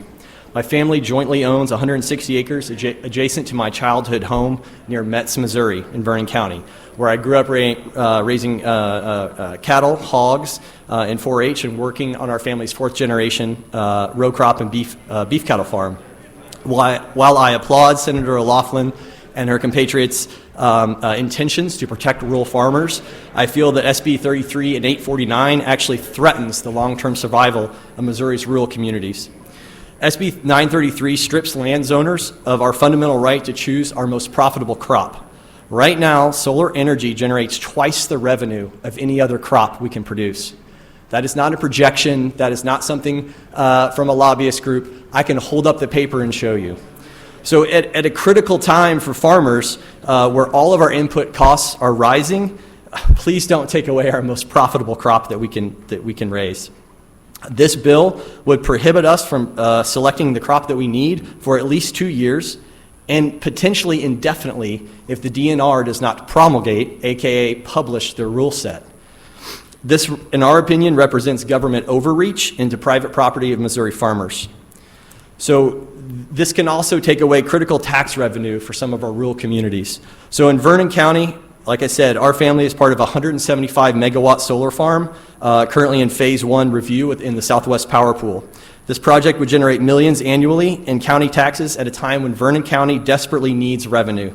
Nevada Regional Medical Center, our county's sole hospital, faces bankruptcy. The loss of this hospital will in turn cause 3M, our largest employer, to likely leave the city. Your moratorium would eliminate the tax revenue that could help save our county services and prevent or cause a domino effect of economic downturn. So construction permitting has always been a county responsibility. 933 and 849 transfers that authority to Jefferson City and, in our opinion, undermines local government. So I urge you to withdraw the bill based on civil liberties, landowner rights, and tax revenue, lost tax revenue. But at the very least, if this goes forward, I encourage you to change the bill to allow the counties to decide. And look, I've heard a lot of talk today on the different threats that are out there and that you need to level the playing field against these large corporates coming in. Maybe make a list of rules that says, hey, this is what the state recommends you do and all the ways that counties have been burned in the past, and allow the county to decide. That still gives the rights to the county, but it helps solve that David and Goliath that I heard you speak about.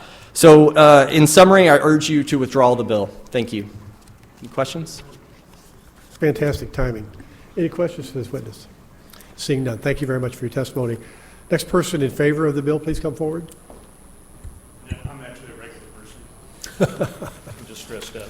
Okay. I'm not getting paid to be here. Mr. Chairman, members of the committee, thank you for giving me the opportunity. I'm not going to go over a lot of the things that other people have already said about the possible environmental impacts. They're there, and it's not being addressed. And these moratorium bills would give the state the opportunity to tap the brakes on these projects and get some rules in place that protect the environment. I live in Clinton in Henry County. My father-in-law is back there, and my wife. My brother-in-law got stuck in the hallway. That farming operation, second generation, stands to be third generation, is going to be surrounded by solar panels. And for many different reasons, we're concerned about that, but I'll just limit it to the economic and environmental impacts. The plan in Henry County is more like 6,000 acres as it stands now. So if you think about that, that's more than 10 square miles, or about 10 square miles. It's going to be covered with solar panels. The environmental impact is not being considered at all. Just last week, and I'm part of a group of people that have sued our county commission for haphazardly going into a Chapter 100 agreement with a solar company, and one of the 6 lawyers that was there for the solar company in court, when the discussion about environmental impact and the county didn't do an environmental impact study, was, well, we're not required to do one. Same way with an economic impact study. They're just not required to do one. Just this morning, I was looking at some news on the internet, and there was a story on KY3 about the city of Warsaw wants to spend about $400,000 of grant money to extend their hiking and biking trail system. But they can't start for about another year because they've got to do an environmental impact study. This project is going to be $650 million, and they're not required to do any kind of environmental impact study. None. So for those reasons, well, I am very much in favor of the moratorium. I'm also in favor, in principle, to Senator Fitzwater's bill to enact some specific regulations like setbacks. And I thank you all for the opportunity to hear me. Thank you. Questions? Just a quick question. Yes, Senator. I've been asking this question. What do you consider, do you have any idea what you consider the environmental impact would be? Well, gosh, there's just tons of them. They're going to be putting 10 square miles under glass. They're going to fence off most of it. Wildlife are not going to be able to move about. There's going to be a lot of habitat damage. In fact, the solar company stood up in front of a public forum and said that they weren't going to be tearing out hedgerows and cutting down trees. That's the first thing they've been doing. They're doing that as we speak. They have dozens of pieces of large equipment, and they're pushing out whole hedgerows and opening it up because it's easier to have a big field of solar panels than it is a bunch of smaller ones. Okay, thank you. Any other questions? Senator Burns. Sir, what is your name, sir, for the record? I'm sorry? What is your name? Richard Shields. Thank you. So I assume you were here from the beginning. You didn't just walk in? Correct. So you heard Senator Laughlin's testimony about county commissioners not really knowing what they're getting into, and then you said something about you're suing the county commissioners. Did they not really? Interestingly, that's just the opposite that took place in Henry County. The county commissioners knew what they were doing? Those county commissioners that were in office at the time, the solar companies approached the county commission. Two of them, as a result of their cooperation with the solar project, were resoundingly defeated in the next re-election for that reason. The solar companies were doing a very good job, or this solar company was doing a very good job of keeping it quiet. I was the prosecuting attorney of Henry County for 20 years and was in the courthouse every day during the period of time that the solar companies were negotiating and talking to the county commission, and I knew nothing about it until the very end, and they had already decided that they were going to go ahead and do a Chapter 100 agreement. So this lawsuit has to do with the Chapter 100 agreement.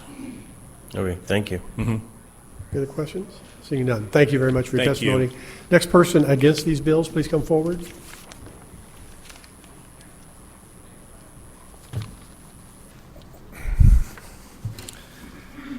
Good morning. Thank you for your time. Before I begin, I also wanted to submit, I've got several letters from landowners that we work with that are in opposition, particularly to the moratorium bills that I'd like to submit on their behalf as well. Thank you for the opportunity. My name is David Bungie. I'm speaking today on behalf of Azimuth Renewables, a Missouri-based solar development company headquartered in St. Louis. We strongly urge you to oppose the Senate Bills 849 and 933 and 879 in its current form. My comments today will be mostly focused on the moratorium bills 849 and 933.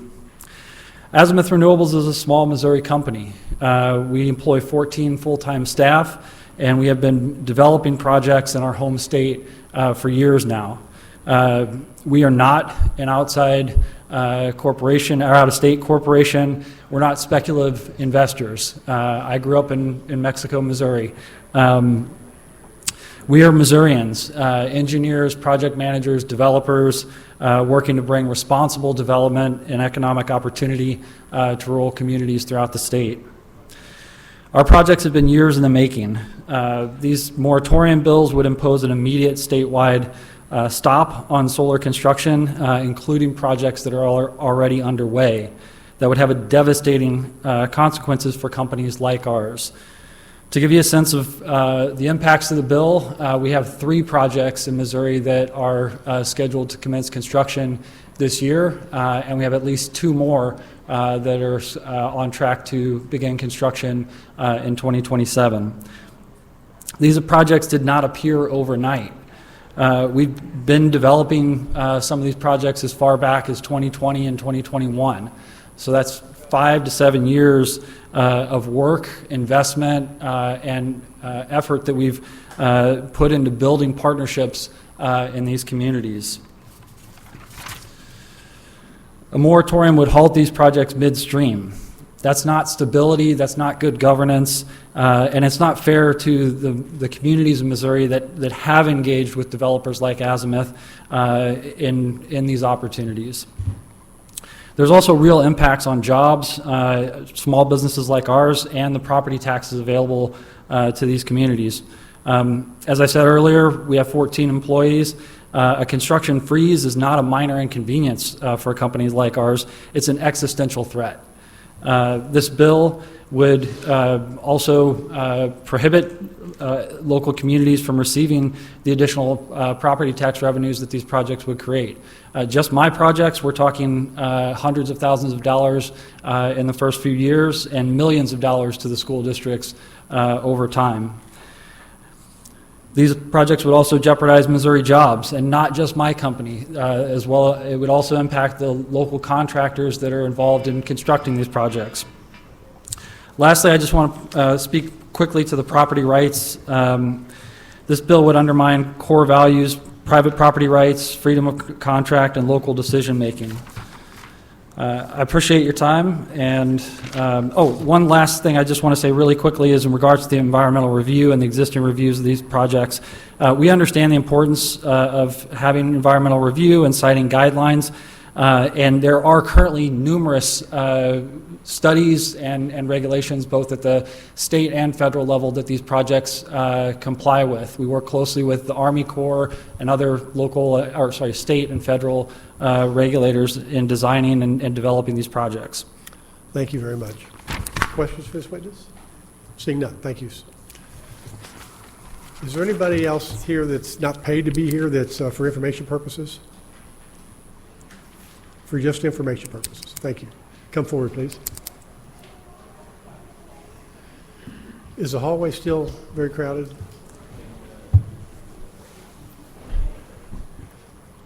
So did you fill out a witness form? Do you have a witness form there? Did you fill out a witness form? I have not filled out one yet. Please do. Tell us who you are and go ahead and give us your testimony. My name's Stephen Delmy. I'm Associate Commissioner from Cape Girardeau County. Okay. So I'm neither for nor against necessarily, mainly here for informational purposes only for the committee. We currently have a solar project under construction in southern Cape Girardeau County. It's in the neighborhood of 2,000 acres.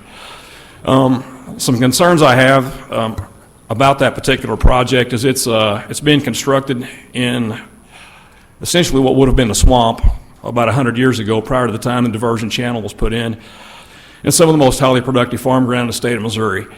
Immediately adjacent to the solar project is a small town of Delta, Missouri. The water table in that particular area is fairly high. In other words, you can pretty much drive a pipe in the ground and start pumping water without actually having to drill a well. That's unusual for many of you in other parts of the state, but that's pretty common in this part of the state. And so a question I have is, as an elected official, let me go back. As an elected official, it's important that everybody has to be treated equally under the law. We've got to respect and try to balance everybody's property rights. Been there, currently doing that just as you all are. But some concerns are, for the city of Delta in particular, what are 2,000 acres of glass and solar panels going to do to the water levels in an area that's already prone to flooding? I can see lots of problems that, in my opinion, probably hadn't been studied appropriately before that construction project got underway. So, if you guys have any questions, I'd be happy to entertain those. Thank you for your testimony. Senator Henderson. Just a real quick question. I know we're busy. Which side of the railroad tracks is that 2,000 acres in Delta? Because I'm pretty familiar with Delta. My parents grew up there. Which side, the Chaffee side or the other side? It's on the opposite side, so it'd be west. Kind of be northwest of Delta. I know exactly what you're meaning down there. You pretty much can do exactly what you said. Thank you. Any other questions? Senator Briscoe. So as a county commissioner, did you have any say-so in this project?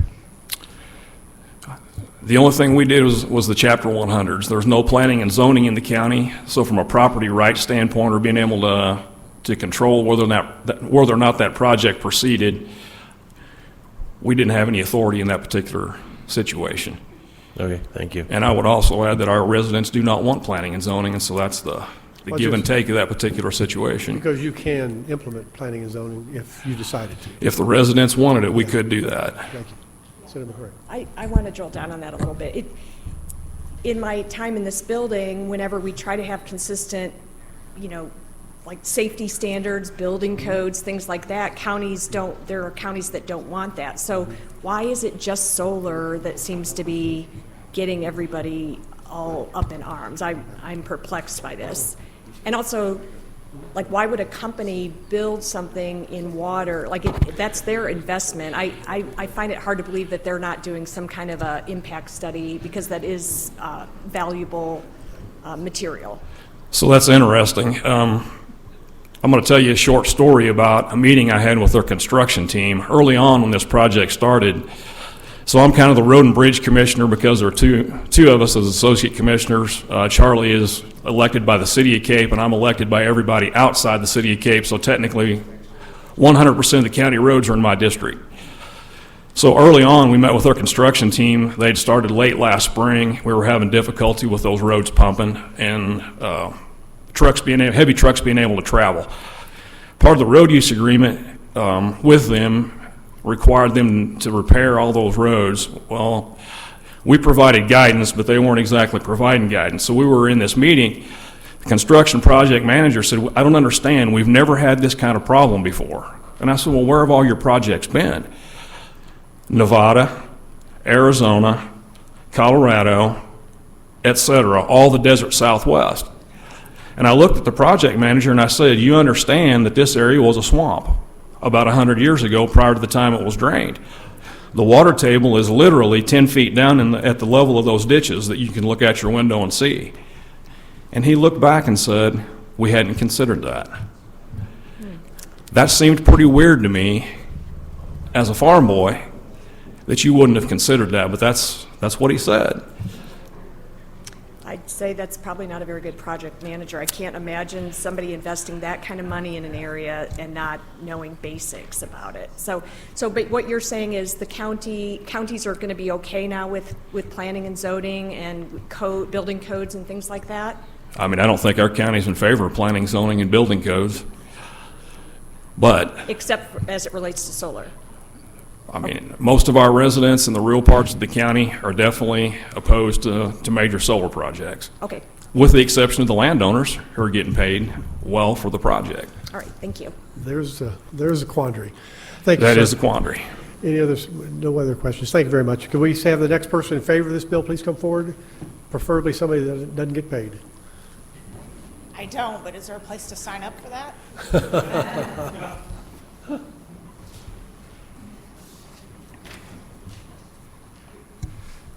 Good morning, Mr. Chairman and members of the committee. My name is Sherry Meadows, and I live in Callaway County. I am in favor of Travis Fitzwater's bill, SB849, SB933, and SB879. My rural area is slated to have around 7,000 acres of solar installed. Personally, my property will be surrounded by 3 adjoining properties with solar panels installed on them. My earth contact home faces one direction with only one view of sight, and that's to the east, and that is adjoining to a crop field that has been leased for solar. It was designed with floor-to-ceiling windows all across the front to look out across the yard, my pond, and the trees and the field next door. Because when it was built, solar wasn't even on the horizon in the 90s.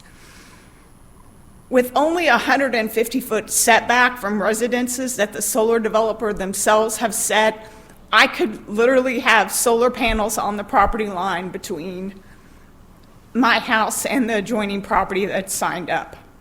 One of my biggest concerns with this project, besides my view being completely destroyed, is with the runoff.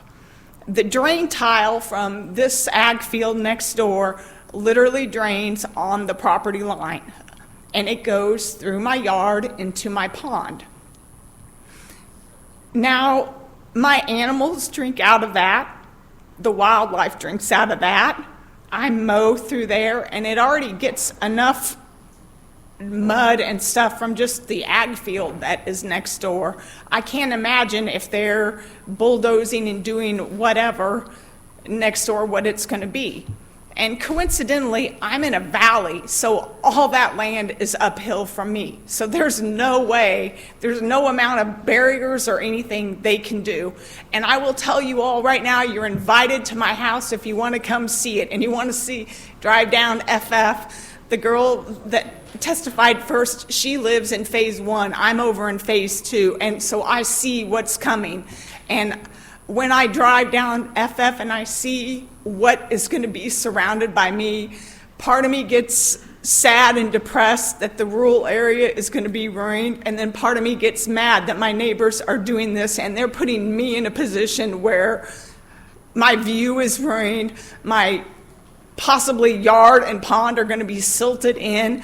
And I've talked to the solar companies, and they've made, things, we'll keep it mowed, it'll be, there's no chance of fire because I have let my property grow up. It's long and narrow, there's a lot of cedar trees, and fire is a concern. So I'm asking you all, please do something to protect people like me who just want to protect our property. Thank you for your testimony. Thank you. Any questions? I know that, and I'm sorry, that view and things have gotten destroyed. You guys are making me rethink something. But because I know that view, I have, a country home in Mississippi. And when you look out that window, you see, that view. And I look out the back window, I see all the deer playing in the, yard and all around the pond and all the fish that swim in that pond. So I have this question, we're just trying to definitely create a balance between, homeowners that, want to maintain their, view of nature, and then homeowners who are trying to get additional revenue. Do you have any idea, like I'm just saying, from your property line, how far back? Should it be 1,000 acres from your property line, or, in order for it? It's hard to say because literally the property comes down at such an angle, I don't know how far back they would need to keep that to stop. But the interesting thing is, and maybe you all are familiar with this, out in ag land, they run these drain tiles all throughout the deal. So when they're putting in the posts go in, and you guys probably already know this, they go down in like 8 or 11 feet. They go down a long ways. So they're probably going to puncture that drain. And like I said, I am downhill. I live down in a valley. My house is built kind of into the hill on one side, and the other is the property that's going to have the solar. So I can't even see up over the ridge. So okay. And you can't walk out there most of the year because it's so muddy. So I have no idea what the 1,000 foot maybe. I mean, but here's the issue here is I'm at the mercy of them telling me, oh, we won't build it so that the stuff floods you or whatever. Well, it's kind of like other people have testified. They're told one thing, but then the construction people come in and they do something completely different or whatever. And what am I supposed to do? And please don't say, can you move? Because no. I've lived here 25 years. I love this. This is my paradise. I mean, when the world kicks the crap out of you and you just want that safe place, it's your home, you should be able to go outside and look around at all your hard work and time and blood and sweat and tears and be like, no matter what happens, I have this place. And I just don't want to lose it. And my county commissioners have come out and they agreed. They're like, this is not a good situation, but we have no power. And I already have Grain Belt Express line going over my head, that I'm fighting that. And now I've got solar, so I need to change the way I'm living, maybe. I don't know. I need to get on that whoever's getting paid thing. Thank you for your testimony. Yes. Any other questions? Seeing none. Anyone Thank else? you. Thank you very much for your Thank testimony. you. Next person against this bill, please come forward.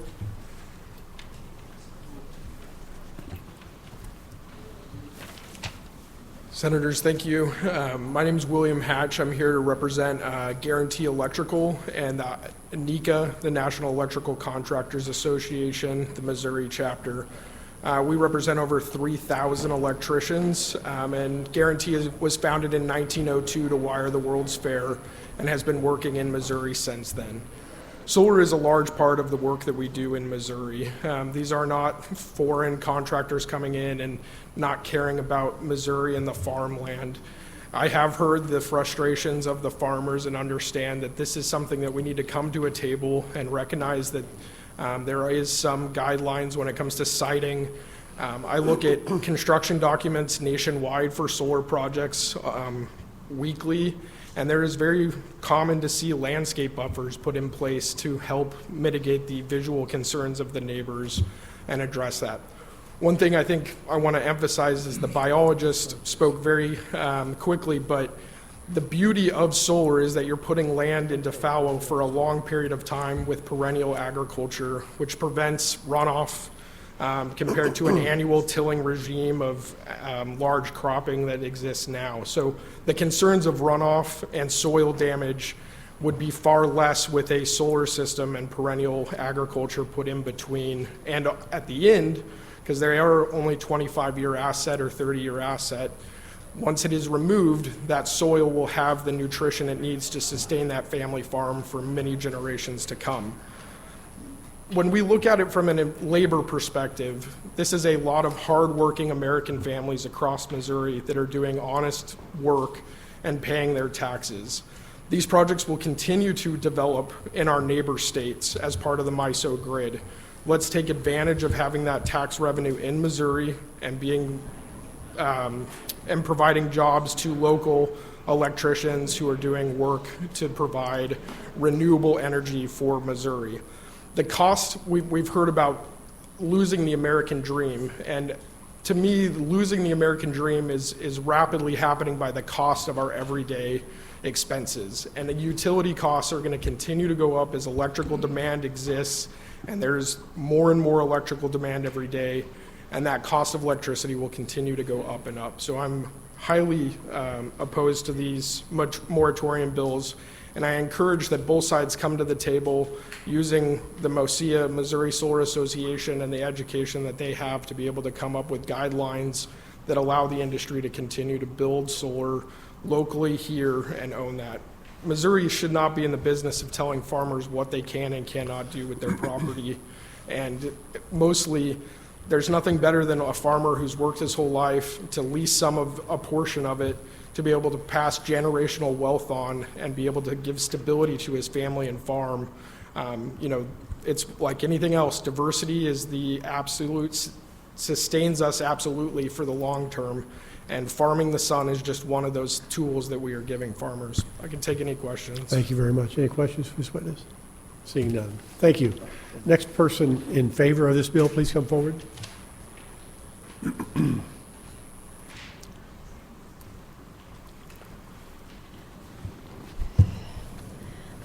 My name is Robin Crane, and I currently own farmland in Callaway County. I was approached by a company to convert some of my land into solar panels. For 6 months, I worked with a lawyer negotiating with the company to put the panels in. When I asked for changes to ensure the protection of the land and the neighbors around me, they agreed to minor details, changed words, but never came up with adequate wordage to say that they would protect the environment around them. There was no guarantees if this company went bankrupt or sold to another company that it would be written into their contract that the next company would be able to follow suit in what I'm asking. There was no definitions and agreements, for examples in hailstorms, destroyed panels, or how the cleanup would occur. I did not have the heart to abuse the land or my neighbors, so I rejected their offer. And it cost me several $1,000s just to do that. Many farmers who have signed contracts have not understand the litigation of their actual contracts and do not know what they're standing up against in the long run, in the future. I also have concerns about fire and hazard safety materials. Our rural fire department is almost all volunteer. I am grateful for their work. But I have witnessed a bulldozer becoming engulfed in flames and it taking the department over an hour to arrive on the scene, which was less than a mile from where the fire department was. I have seen panels going up across the highway from North Callaway High School, and also know that there is a data center that is in the works to be going on the southeast side of the school. I am an aunt to 3 children who attend North Callaway High School. One of them, amongst them, is autistic. I'm wondering about the impact on the children in that school. I was at a meeting one time when a woman was describing what her son was going through listening to the sounds of solar panels outside his home. And it wasn't nice. It brought her to tears. According to the U.S. Ag Census, we have lost over 7,400 farms between 2017 and 2022. This is a 7.8% decline in Missouri. And Missouri is ranked one of the highest in the country for loss of farmers. And this does not include farmland that has been put in production for solar in the past few years. The average age of a farmer today is between 58 and 60. It is very hard for a younger generation to take over a farm because of the high cost of inputs. I believe that we should be supporting our farmers to farm and not lease for solars. And I believe that I'm for the bills. Okay. Can I ask you, you said you declined the installation of the solar panels on your property? Yes. But it cost you several $1,000s. Was that legal bills because you Yes, hired a and lawyer. Okay, Lawyer so that's bills. what it was. Okay, thank you. Yeah, Any other questions for this witness? Seeing none. Thank you very much for testifying. Next person against the bill? Okay. I'm a real person. I appreciate that. Well, I appreciate the opportunity to address this issue. I think it's an important issue, and we need to have some guidance. I'm Bob Cooper. I'm a third-generation grain and livestock farmer in Sheridan County near Salisbury. We have signed a lease for a 244-acre solar farm, which will start construction real soon. I'm here to speak against the solar moratorium. So all these, a little side note, all these projects are not huge. Ours is 244 acres. The solar developments should be a win-win for all involved. They generate a nice return for the landowner. They generate significant new tax revenue for local schools, townships, and counties. They will provide jobs for our community. I understand solar farms need guardrails for both farm and public. I do not understand why a complete shutdown has merit. Seems to me like a complete halt of any solar farm construction will have a number of catastrophic consequences. More just amazing number of things. I'll just list a few. The first is the state of Missouri is changing the rules and moving the goalposts after the game is underway and the players are heavily invested. This is sure to hinder future economic growth from any industry. My thought is that this moratorium would be an illegal taking of our property. Our property rights are being destroyed without recourse. Solar developers would be under immense financial pressure. Developing a solar farm is a major investment in time, resources, and capital. Shutting down a solar project, which is largely invested without any chance of recovering the fixed costs for years, probably means bankruptcy for that company. My question is at the intent of this bill. What is to happen to those farms under construction that are partially constructed now? Is the state of Missouri willing to finance the cleanup of those partially developed farms? A 2-year shutdown of all solar projects is equivalent to banning current and future solar projects in our state, regardless of how it's framed. This would emphatically tell solar companies to stay out of Missouri. Is this the message the legislature wants to send? Solar farms in Missouri have been in development ours has been in development for 5 years. Some are probably longer than that. So this need for legislation and guidelines and guardrails has been there for a while. The moratorium on the solar farms, which would stop all current and future construction, seems overkill when management and structure would be a better goal. Areas I think the state of Missouri should help with rules and regulations, guardrails if you would, setbacks and screenings from houses and schools, possibly other things, assurance that the solar company would remove and restore the land at the completion of the project. Our lease has a bond to ensure that. And by the way, we're using about 300 feet more or less for setbacks, and that's for me. We need reasonable, uniform, and fair tax assessments so all the counties are on equal footing as opposed to each one doing separate deals. This should include the upcharge for land moving from ag to commercial, which is a significant per acre upcharge. And I think we ought to have a tax credit for allowing vegetation management by livestock. This would help our rural communities as well. So that's my little take. But thank you, Senator. Sir, I had to step out earlier for a little bit for Sure. other things. You're the first one that I know has come in as an actual farmer that's taking land perceivably out of production. Right. What were some of your thought processes and reasonings behind that? This is we got about 480 acres over there, and they use about half of it. It's all pasture ground.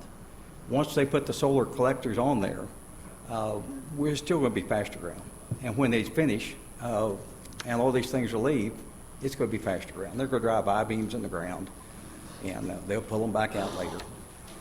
I'd love to have sheep under this thing, but I just think that'd be a great deal, and it needs to be incentivized a little bit.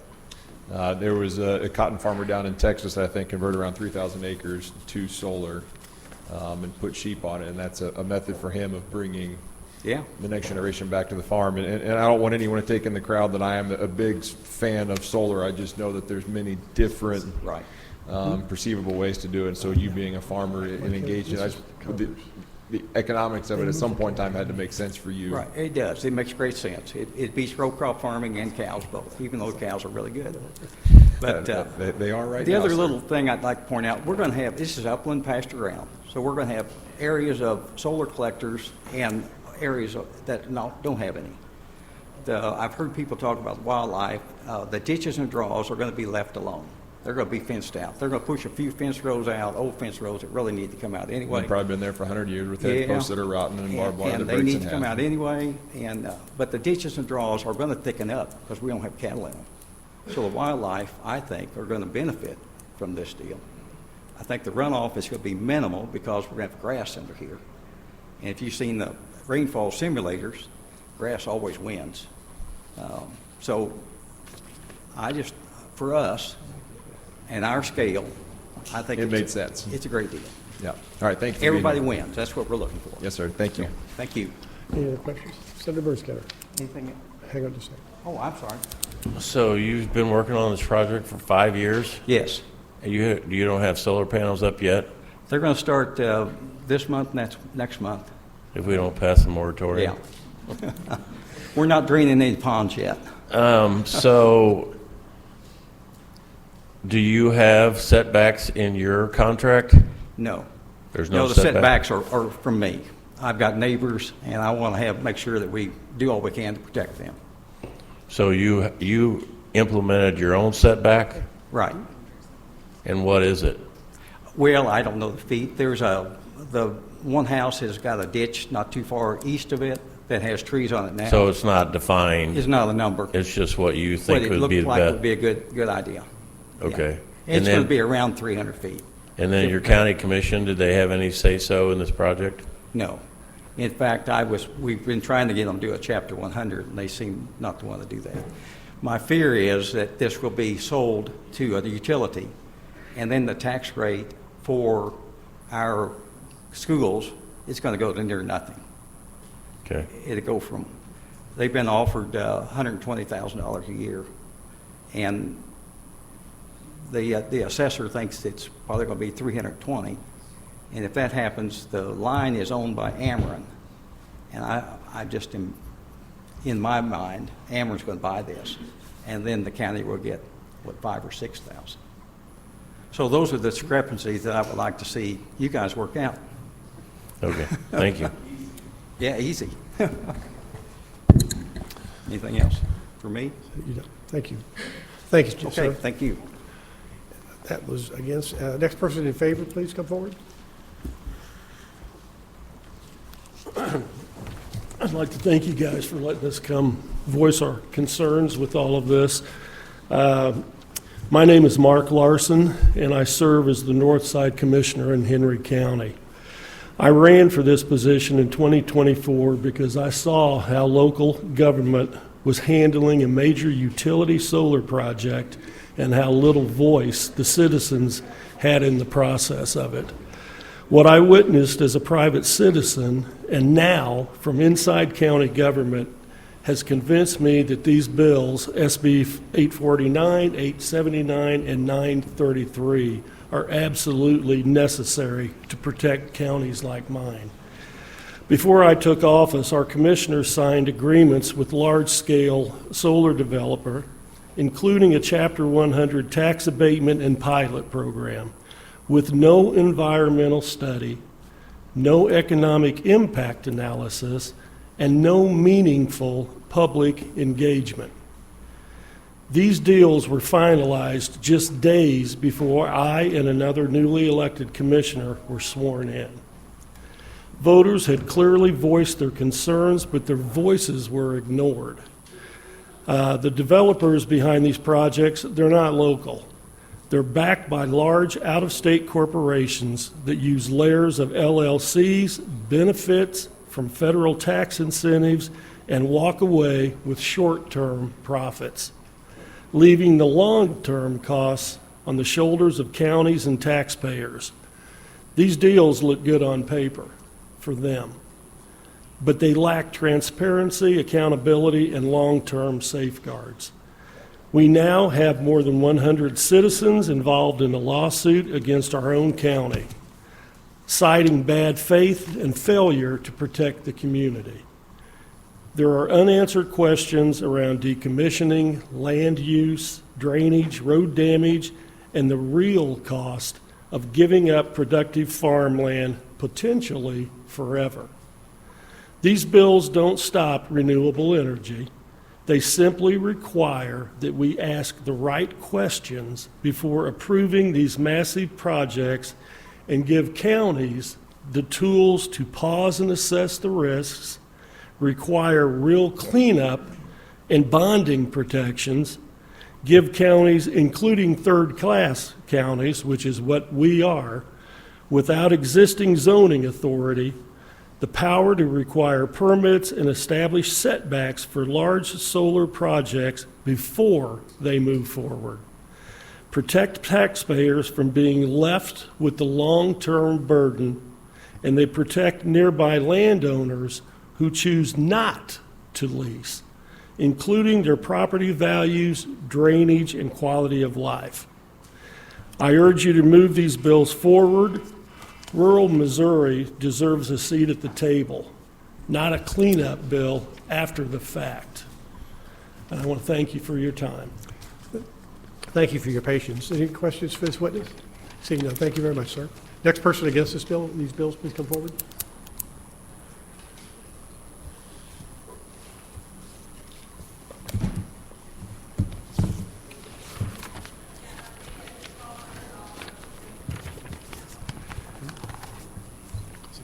So good afternoon now. So I'm Alan Kloss Anderson. I am the chair of the energy practice group at the Polsonelli Law Firm.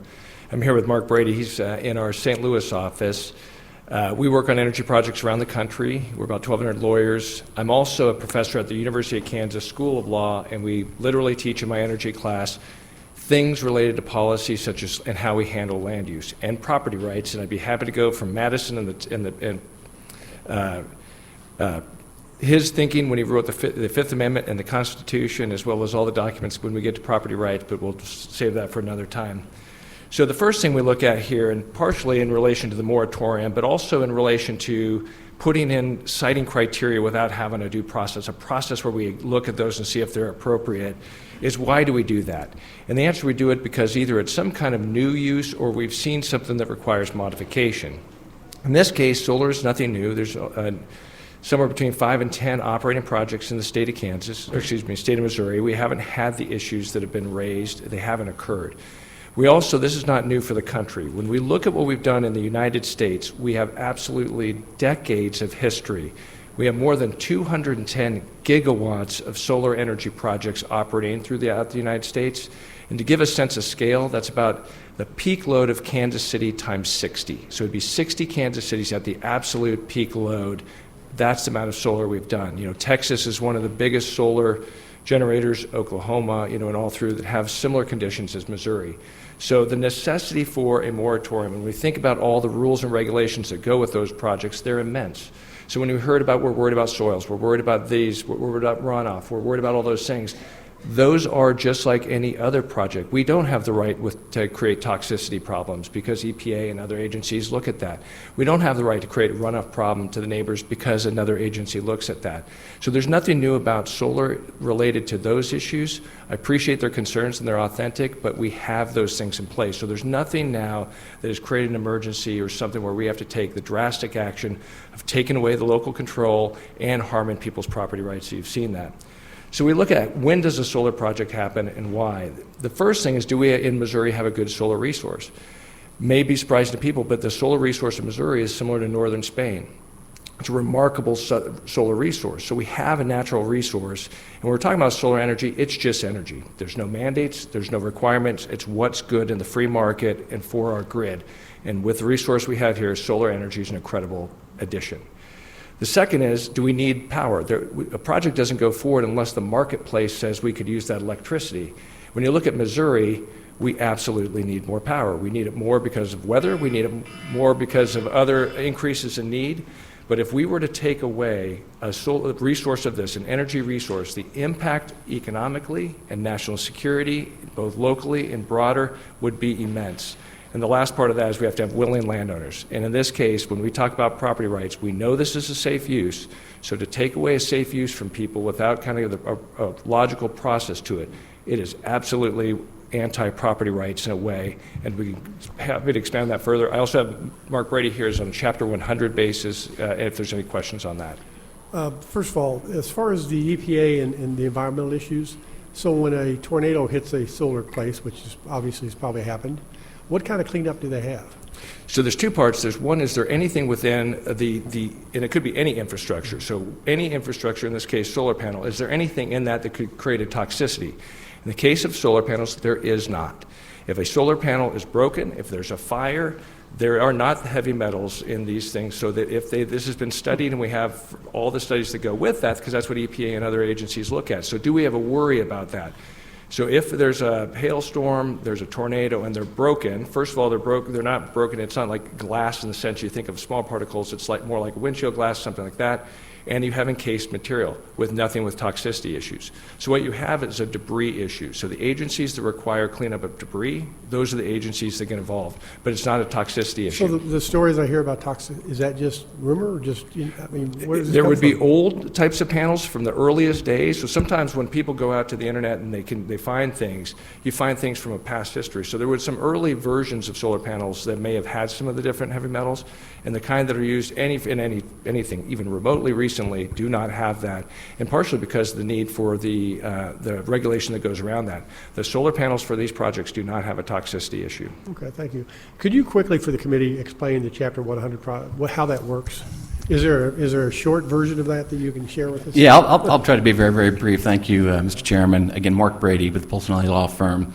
The way the reason behind the use of the Chapter 100 in Missouri is really twofold: creating tax certainty for the counties and the local taxing jurisdictions and the project company, and protecting the revenues so that they remain local in the event that the facility is ever acquired by a regulated utility, Evergy, Ameren, and so forth. And so the Chapter 100 creates both those things.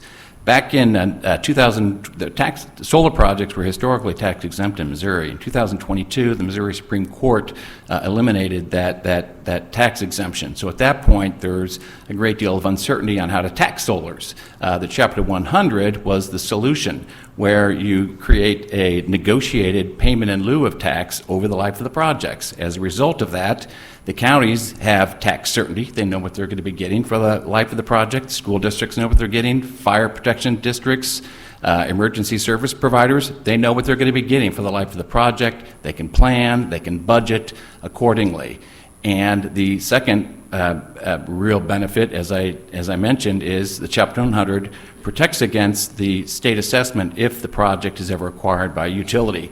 The projects stay local for the benefit of the schools and emergency service providers, as opposed to being distributed across utilities' entire service territory. That's the gist of Chapter 100, is just for the local taxing to keep it not centrally assessed, and it stays right there locally. Keeps it locally, and you get guaranteed, you're locked in your But there's your no other revenues. bonding issue, there's no other issues with it, that's just all it deals with. Well, the Chapter 100 does have, it's a bonding program, but the bond is not publicly sold, and there's no risk. The county doesn't assume any risk or liability with entering into the Chapter 100. In fact, the counties always have bond counsel that is representing the counties. It's typically the Gilmore and Bell law firm that works only with public entities and their public financing, and they're the experts in Chapter 100, and they represent the counties. Okay, thank you. Any questions for this witness? No, thank you, gentlemen, for coming forward. Next person in favor, please come forward. And did you guys fill out a witness form, I hope? Yes. Okay, thanks.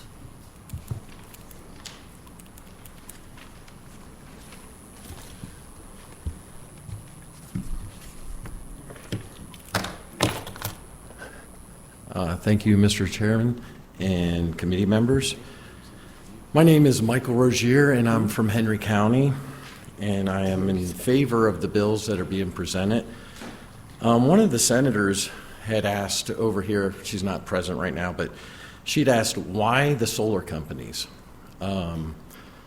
Basically, why are we trying to carve out something special for them? The reason for that is because the subsidies that are given to the solar companies, the government has created a atmosphere where these projects are taking over places, like rural Missouri, like in Henry County. It's rare that I think that more government is the answer, but in this situation, more government is what produced this problem. So we have to come to government for a solution for something government did. The federal government made all these subsidies, which made it possible for a project that is normally it's not economically sustainable without those subsidies. So this wouldn't be happening otherwise. So when she asked about why solar, we'd be sitting here today if the subsidies were for outdoor, clubs, and they were popping up all around everybody's backyard. No one would want them all around their backyard, and obviously we'd be here asking for help to quail that and put a stop to that, or at least slow it down. So in Henry County, what's happening there right now, everything that Senator O'Laughlin stated, like the bad things that are surrounded by these solar projects, it's happening in Henry County. We had a situation, and Mark Larson, the commissioner there, he had told you that the two commissioners that were up for election got voted out the moment the residents found out about this. The project had been started in 2017 that we know of, the talks between the solar company and our old commissioners. And for 6 years, no one knew about it. Had anyone known about it, those commissioners would have been voted out long before they were able to put this whole project into motion as it is now. And when it was found out in 2024, we quickly found candidates to take their, to run against them. They were voted out, and it still went forward because they had time. They had about 5 months between the primary when they knew they were out until January 1st, and they rushed through that tax abatement agreement on December 3rd, just days before they're leaving office. So I know one of the senators had asked about what's the remedy to these types of things. I think somebody said elections. That's the remedy. But in this case, it isn't the remedy. If these things are being hidden from the people up until the moment that they can put these agreements into place, even an election cannot stop that. And getting them out isn't, I'm actually a part of the litigation against the Henry County commissioners for a contract made in bad faith. And we're trying to get that reversed, but this moratorium that you guys could put on this would help out greatly, because now the solar company is rushing as fast as they can in the last 2 months to get their project going. And I would just like to say, I'm actually running now for one of the commissioner positions this year because of this issue. And I've been out and I've talked with the families that are going to be affected by this the most. And I've walked to their property lines. They've showed me where they're going to have, one guy's going to have solar on this side, this side, this side. It's destroying that community. Property values, of course, the people are not, it's not like it was before. It's people against each other, people who are part of the contract, people who aren't. And I think it's going to take a body like this, it's going to take legislation to make sure that things like the environmental studies get put in place, the economic impact studies, and it will, I think it's just needed in this case. Like I said, I'm usually against big government or government solving everything, but government did create this problem. Thank you for your testimony. Anybody have any questions? This witness? Seeing none, thank you very much for coming thank you. forward. Next, in opposition, please come forward.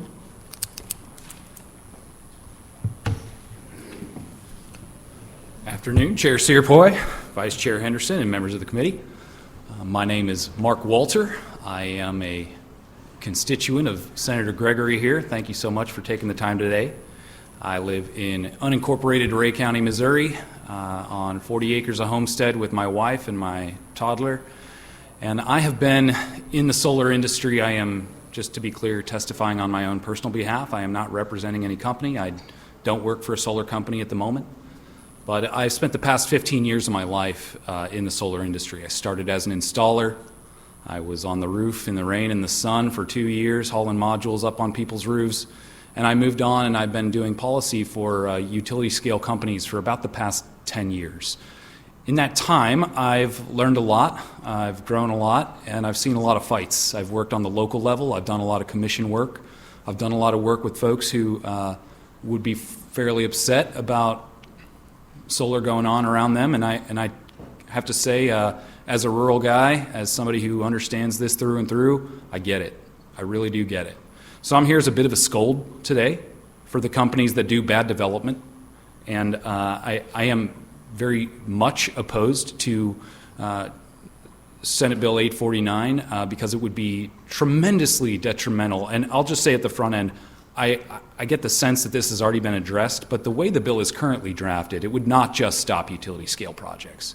It would stop 3 panels going up on your roof for anything, which would kill approximately 3,100 jobs in the state of Missouri that represent about 139 companies. And I was the chair of the Missouri Solar Energy Industries Association for 2 years. I know a lot of those folks pretty well. They are not your highfalutin business folks. A lot of these folks are folks that just took an electrical company and started doing solar 10 years ago, and it turned into a good deal. And so, they've hired a handful of employees. These are mom and pop businesses. These are salt of the earth people that are trying to do good work for their communities.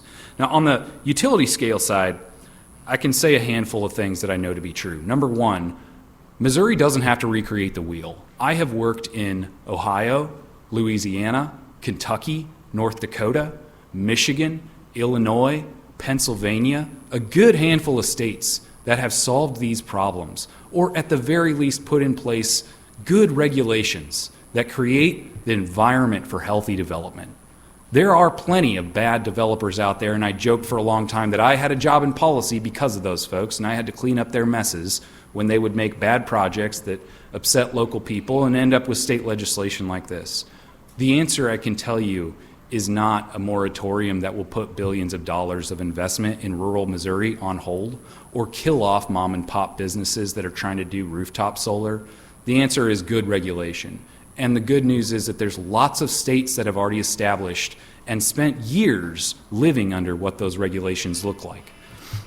I just want to say from a personal note, if it wasn't for the solar industry in general, I wouldn't be in Missouri.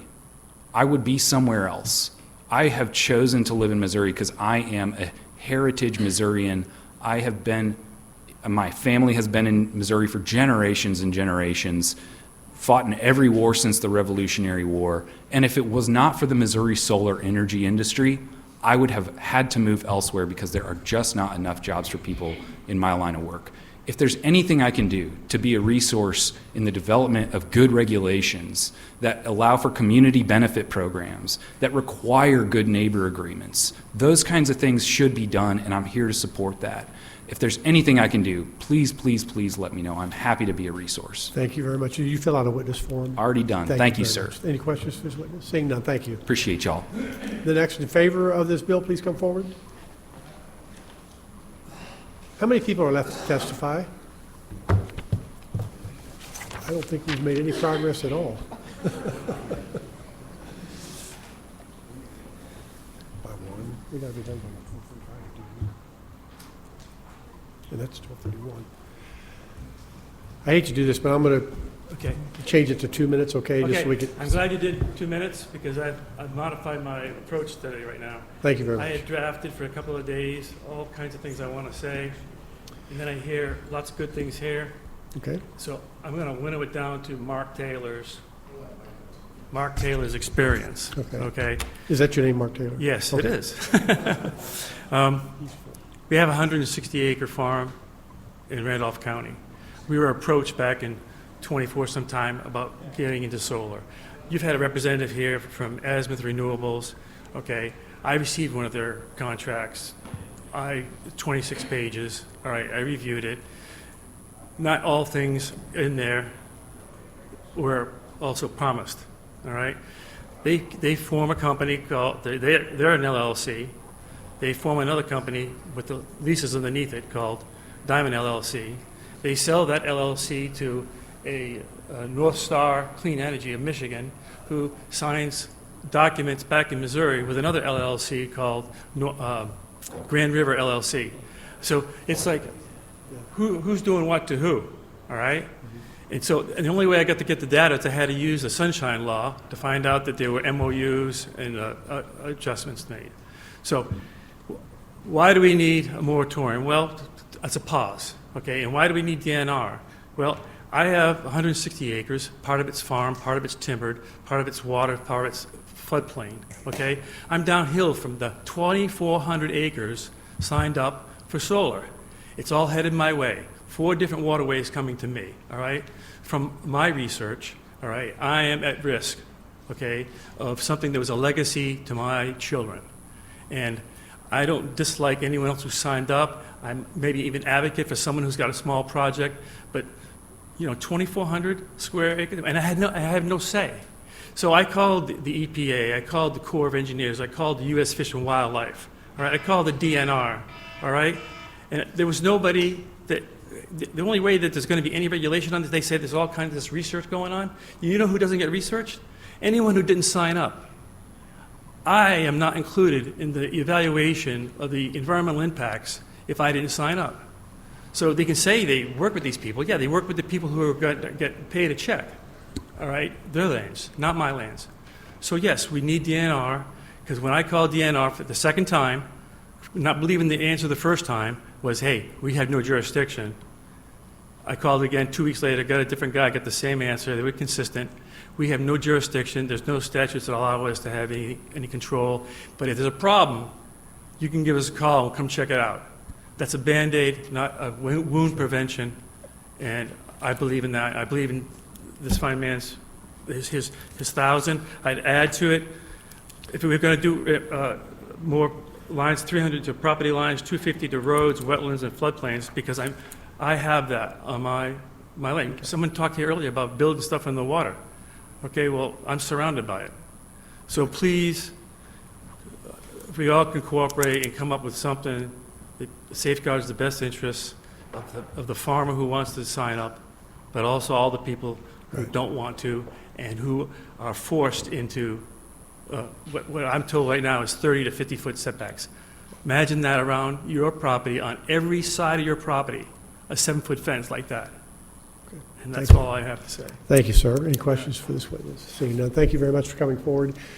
Also, anybody that wants to be on the record as being opposed or in support, if you just leave your witness form, we will record that on the permanent record. So, next person against this bill, please come forward. Wow, thank you all for still being here. I'm Cheryl Markham. I live in rural Cedar County, Missouri. I live in a net zero energy plus solar home that has solar thermal, hot water, solar hot water, and solar panels for electricity. I was the volunteer project manager when the city of Stockton installed 2 solar arrays to power our water pumping stations. I'm all in for solar. There is nothing more important than getting this figured out, guys, because the planet is overheating as the greenhouse gases are spiking. So I greatly appreciate your willingness to have this conversation. You need to have the conversations until you can get this problem worked out. This is critically important. For the people here who are saying, oh, CAFOs are an example of regulation. Well, I also was the organized Cedar County's opposition to Senate Bill 391, which took away our local control of agriculture. I will tell you that our legislation does not protect you from what you're talking about here. Just look at counties in southwest Missouri right now. The CAFOs are moving in and destroying their lives, even with our regulations. So the moratorium will destroy our solar industry. When I moved here and built my solar home in 2006, Missouri had no solar industry. I ended up hiring a company from Colorado to fly the panels and the expertise to install them on my roof. Don't destroy the solar industry with this moratorium. Lastly, the idea is that DNR will promulgate the rules.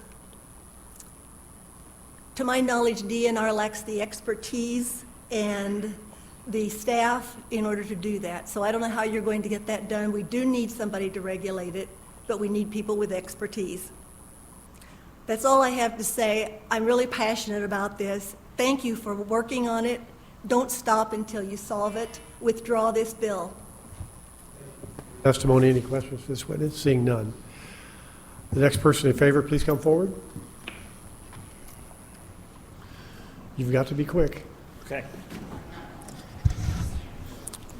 All right, thank you, committee members, congressmen and women. My name is Benjamin Simpson. I'm a resident of Bell, Missouri in Marys County, the county that is the proposed site of the Vichy solar installation. I'm here to speak for the bills presented and against the proposed solar installations, not to speak to specifics, but but to present a big picture view of where our society is headed and how I believe the types of energy and investment proposals that are the subject of our discussion here today relate to that. I am no fan of government regulation, but I'm even less of a fan of the disproportionate power that energy and other corporations have in our country and communities. In the past several decades in this country, we have seen an incredible increase in corporate power and ownership of resources in our country and local communities. We see an ever-increasing deregulation of these million, billion, and trillion-dollar entities. I must ask, how has this worked out for our communities? Come and see. Every year for decades upon decades, working people, small business owners, and farmers struggle more and more to make ends meet. In our society, rates of addiction, homelessness, suicide, disconnectedness, cost of living, including energy costs, have done nothing but increase in mine and my parents' lifetime. Wages, home ownership, farm ownership, fulfilling productive work, and the ability to sustain a family, and the ability of working people and farmers to pass down generational wealth continue to disappear every year. In these last decades, we've seen a proliferation of these corporations who extract resources from our communities, always with the same promise of being an economic savior.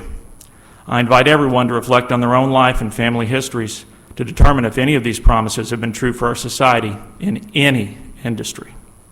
So I ask this: why do we sell our birthright to clean water, healthy soil, locally produced agricultural goods, and the American dream itself for the promise of short-term payouts by multi-million-dollar corporations who have shown again and again in the energy industry, and indeed every other, that they have no qualms about abandoning their projects when they no longer turn an acceptable profit, leaving us a legacy of destroyed lands, dissolution of family farms, and a potential environmental and economic disaster for our communities? We must think long-term. It's time for us to reject the corporate ransacking of this country and turn inward to our neighbors and communities and build them up together. This will take sustained hard work and mutual support. The multi-million-dollar out-of-state corporations, such as Vichy Solar, promising quick money, have no place in this picture. That is why I'm for these bills. Thank you for your time. Thank you for your testimony. Questions? Thank you. Next person in opposition, please come forward.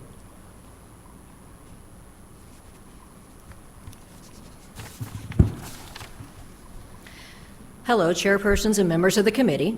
My name is Lori Emhoff, and I'm a landowner and resident of Cooper County. I am here to speak today in opposition to Senate Bill 849.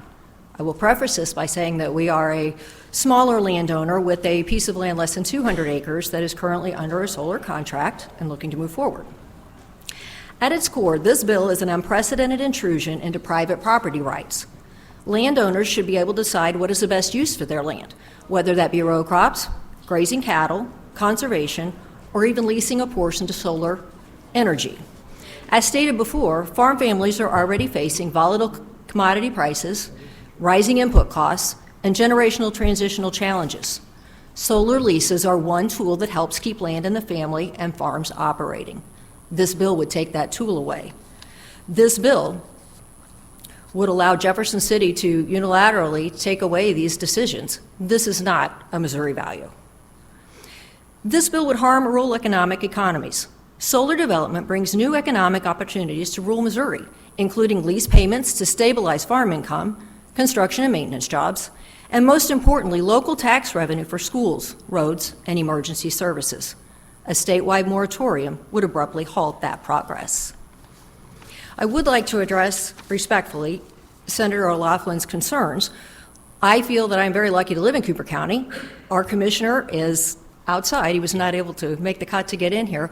Mr. George Monk has reached out to so many people that he feels will be opposed, that he feels will be for it, and urged them to come to meetings, agencies, realtors, landowners, farmers, people who live next to this little piece that we have here. He has done his best to have community organizations well advertised on the radio, on social media, our newspapers, and so forth. And the people have come and they've asked questions, and the questions have been answered. We have one farm or one house that would be visible to our solar farm, and I've noticed that in the property, in the plan that we have, our company already has a row of trees and a setback, and I could not tell you the number of the setback, but I already see that there's a plan in there to be approved by the commission that includes a whole bank of trees to alleviate the concerns that other people have addressed. Thank you for your testimony. Any questions for this witness? Senator Gregory. Being Cooper County, it's a great county in the 21st district. Just wanted to ask, I'm not going to ask what you're making on that, but you said 200 acres, correct? So Less than. A little less than 200 acres. That's real money that can help pass the farm to the next generation, correct? It absolutely is. As the one farmer that spoke before, we are very diversified. We have other land that is in farm usage, and that's some that is leased to a farmer that has cattle on it. And yeah, it certainly helps make better, gives you more options to make decisions on what to do with other pieces of your property. And I would probably guess that this piece of property you're putting in isn't what you would consider the great yielding land. It is not the best yielding land. I mean, therefore, it makes more economic sense to do something like this with it. It also is not, it's out in the county. There's not a lot of visibility for it. All right, thank you so much for being here. Any other questions? Thank you for your, I'm going to have one more in favor and one more against. Everybody else can submit your form, so you'll be recorded as standing where you are. But we have another bill to get to, and we've got 15 minutes left, so. Thank you all for Are you hearing in this. favor? I am in favor. Okay. My name is Tanya Stanford. I come from Macon County, Missouri. I live in La Plata. Our commissioners also have not helped us on this matter in any way. We live on a farm, 7 acres, that is threatened to be surrounded 3 sides to our property, which is mostly planted in pollinators, and we also have a monarch way station there. This is something we built and passed down to our children and many generations after, and we've got a lot of blood, sweat, and tears into this. I'm here on behalf of myself, my family, and many people from Macon County, Missouri, to ask that you please pass the Senator O'Laughlin, Crawford, and Fitzwater bills. We need time to pass laws and regulations for the betterment of all Missourians. We have seen and heard the testimonies from top specialists in the matter, down to the residents and communities that have affected them financially, health-wise, and their peace and the rights to live that way. Our concerns are many others' concerns. These are just a few. Health concerns for ourselves, pets, wildlife, and pollinators from harmful chemicals leaching into the ground and waterways. Also, how the whole project from start to finish and after will affect people with pre-existing health problems and any that may occur after from industrial solar. Safety, what if a fire, what if anything? Our fire departments, volunteers, we're not equipped for any of that. That's a very big issue there. Property values and quality of life, we know from professionals and homeowners from their testimonies that it was affected from the moment companies start constructing them. Their properties are devalued at least 10 to 18% from the get-go. Industrial solar and wind on prime agricultural land taken out of production will hurt many communities in Missouri that rely on jobs that support farming, that is from seed to mechanic. So on behalf of myself and Macon County residents and many Missourians, we ask that you please pass these bills and House bills to be heard tomorrow in consideration of all. And I think those senators and House representatives are for their hard work and their commitment to this, and to all of you for hearing this. And I'd also like to state that I heard a lot of people in their generations and my ancestors, my great-grandmother and father came here from the Trail of Tears and settled in Missouri. Thank you for your testimony, and thank you for your patience. I know that we've taken far too long, but I appreciate you sitting around waiting for us. Thank you. And I thank you all. Anybody have any questions? Seeing none, thank you. And the final person to be against, please come forward.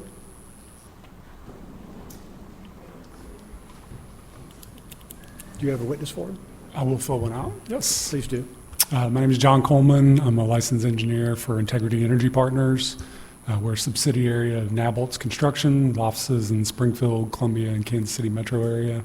We develop solar and battery energy storage projects at a very different scale from what is mostly being discussed here today. We do behind-the-meter projects. We have one currently with Eldon School District that's 600 kW. They've had solar in place for over 10 years, and they're simply wanting to expand upon the success that they've had there to reduce their operational costs. The moratorium here would have a negative impact on that project, obviously. We also work with municipally owned electric utilities and rural electric cooperatives around the Midwest and Southeast, Tennessee Valley Authority, Louisiana, Arkansas, Oklahoma, Kansas, and Missouri. Missouri has over 100 such utilities that serve their communities. Historically, they've relied on power purchase agreements to buy power and just pass that on to their constituents. But since Winter Storm Uri, they've been looking for ways to differentiate or even blunt some of the cost impacts from the volatile open market where they buy these PPAs, and solar and battery energy storage are two of the tools that are being deployed largely. So we've got a project currently that we're developing. Based on their interval data, we can see exactly when they're consuming power as a system at the distribution scale and then designing small-scale solar around that. We're working with one community right now where we have a 1 megawatt system. It's 7 acres of solar that will generate energy at a cost of them to 2.3 cents per kilowatt hour. If they were to buy that same power on the forward market today, it would be over 7 cents a kilowatt hour during those peak times. So it's a significant cost benefit to that community. It's not going to offset 100% of their energy costs by any stretch, but they're strategically deploying solar to be able to maximize the value of that. The similar with battery energy storage projects, which are affected by the language here as well, they can size and deploy battery energy storage to help offset power when it costs them the most. And these bills would limit the decision-making authority by the professionals that run those community utilities, and so we're in opposition of that. Thank you for your testimony. Anybody have any questions? Seeing none, thank you very much. That will conclude the hearing. But again, if you've got a statement, if you've got one of our witness forms, fill it out, show your pro or con. It will be part of the record, and I appreciate everybody's patience, and I'm sorry we couldn't hear everybody. That will conclude the hearing on Senate Bills 849, 879, and 933. We'll now have Senate Bill 903. Senator Henderson, when you're ready, please present your bill. Oh, sure. Yes. I want to sit down. Sorry about that. Okay, I know we're in a hurry. I know they're leaving, but I'm going to go ahead and begin if that's okay, Chairman. For the record, State Senator Mike Henderson from the 3rd Senatorial District presenting Senate Bill 903, the Critical Infrastructure Protection Act.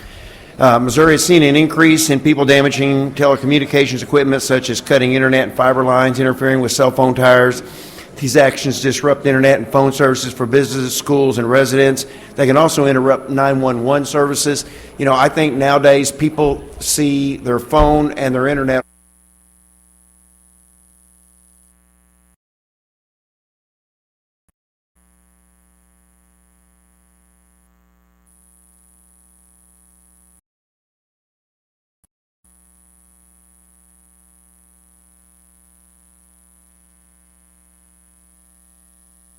as an example, current law states damaging critical infrastructure result in a Class D felony.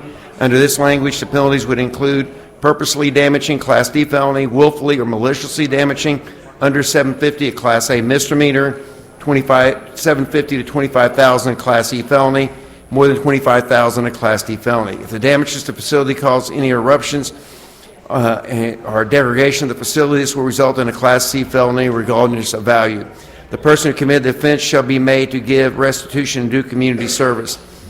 This deals with both unauthorized possession of certain materials such as copper, brass, aluminum, fiber, and telecommunication materials. It defines who is authorized to have them. Basically, it says there's a penalty if you knowingly know it was stolen and you have it. It's really all we're trying to do is protect. It's a shame. Over in Kansas City, I know 911 services were interrupted. That could be very serious to a lot of people, and it's becoming more of a problem. That's sad, but we try to do something about it. With that, I'll take questions. Thank you, Senator. I admire your ability to just work right through all that noise. That was pretty impressive. No, I don't have any questions. I think we reviewed this bill pretty thoroughly. So anybody on the committee remaining on the committee have any questions? Seeing none. The first person in favor, please. How many people want to testify for this bill? How many against? Okay, I ask everybody to be brief, please. And Doug, go ahead when you're ready. Thank you, Mr. Chairman. My name is Doug Galloway. I'm here representing AT&T in support of Senate Bill 903 and a committee substitute that I believe this committee will consider. I've talked with everyone on the committee already. You know that we support the bill. You know why we support the bill, so I'm going to cut to the chase and let other people speak as well. One of the things that some numbers I want to share, in 2023, AT&T in Missouri experienced 213 copper thefts of various size and public safety impact. In 2024, that number jumped to 476 incidents of copper theft that impacted public safety as well as services. In 2025, that number jumped to 547 incidents that impacted the safety and around the communities. We spent over AT&T, being we, spent over $2 million in copper theft repair in 2025. Imagine what that would be if you included all of the various utilities that have copper that's being stolen. It is a big deal. It really is. As the senator said, the bill is in 3 parts. The first part includes wireline as a critical infrastructure. Wireless is there today, but wireline is not. Why? I don't know, but it is not included in that. Wireline is the service that provides the bulk of the internet access, so we're including wireline in the definition of critical infrastructure. The second key component impacts all items identified as critical infrastructure, not just communication stuff. And that says that any individuals who purposely or maliciously damage or tampers with critical infrastructure, they can be involved in a crime along that line. The third key component is to help law enforcement and prosecutors obtain a conviction for copper theft and other certain materials. Many times prosecutors on our state borders ask the questions, did this copper come from Illinois or Missouri? Did it come from Kansas or Missouri? How do you know it's an AT&T copper wire? Well, what this does is they want to have an airtight case, and so the third part of this bill will help them do that. The Senate Committee of Substitute for Senate Bill 903 enacts new language on unauthorized possession of copper. The bill does have numerous exceptions for individuals who have a reason to have that copper. And with that, Mr. Chairman, I will stop and I will submit my testimony in writing to you later. Thank you. Any questions for? Okay. Thank you very much. Next person in favor, please come forward.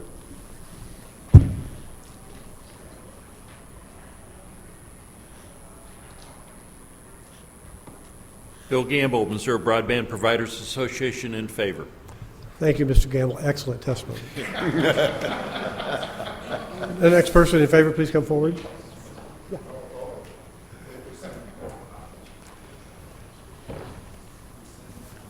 Thanks, Mr. Chairman. For the record, Noel Torpy for MCTA, and we want to go on record in favor. There is a rampant problem in St. Louis and Kansas City with this theft, and so we really appreciate the sponsor filing this. Are they stealing cable TV? Well, you know, they're is that copper? They're cutting it, thinking they're getting one thing, but actually cutting off services on the broadband and getting nothing out of most of the time. Thank you. Yep. Any questions? Okay, seeing none. Next in favor, please come forward. Yeah. Dustin Backus on behalf of Missouri Electric Co-ops in support. Thank you. Any questions? Seeing none. This is the way committee meetings should go. This will slow it down just a hair, but Trent Ford, registered lobbyist for the Recycled Materials Association. We are working with the Senator's office on a couple of little tweaky, it's all bill smithing and definitions, so I can stop there. Thank you. Thank you. Next in favor, please come forward. Mr. Chairman, members of the committee, Ray McCarty, President of Associated Industries in Missouri, want to go on record in support of this bill. Thank you very much. Thanks. Next, in favor? I guess nobody's opposed, so that's all we got. Mr. Chairman, Laura Holloway, Executive Director with the Municipal League, also want to go on record in support. Thank you.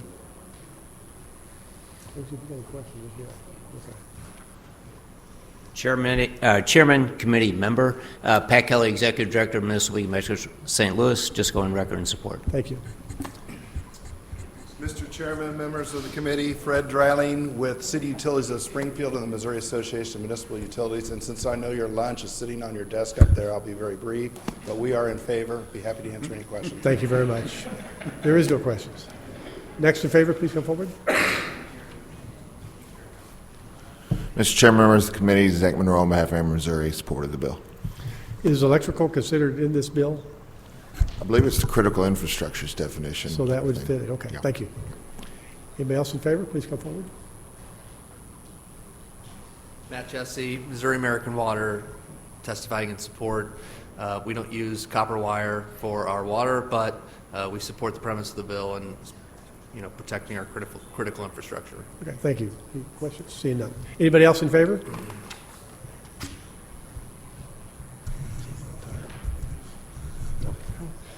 Hello, Mr. Chair, members of the committee. Jared Hankinson, slightly out of breath, also in support of the legislation. Thank you very much. Thank you. Questions? Seeing none. Thank you. Anybody else in favor? Opposed? Information purposes? Senator Henderson, good bill. A little quicker than the last one. Yes, it is. That will conclude the hearing on Senate Bill 903. This committee is ended. There you go.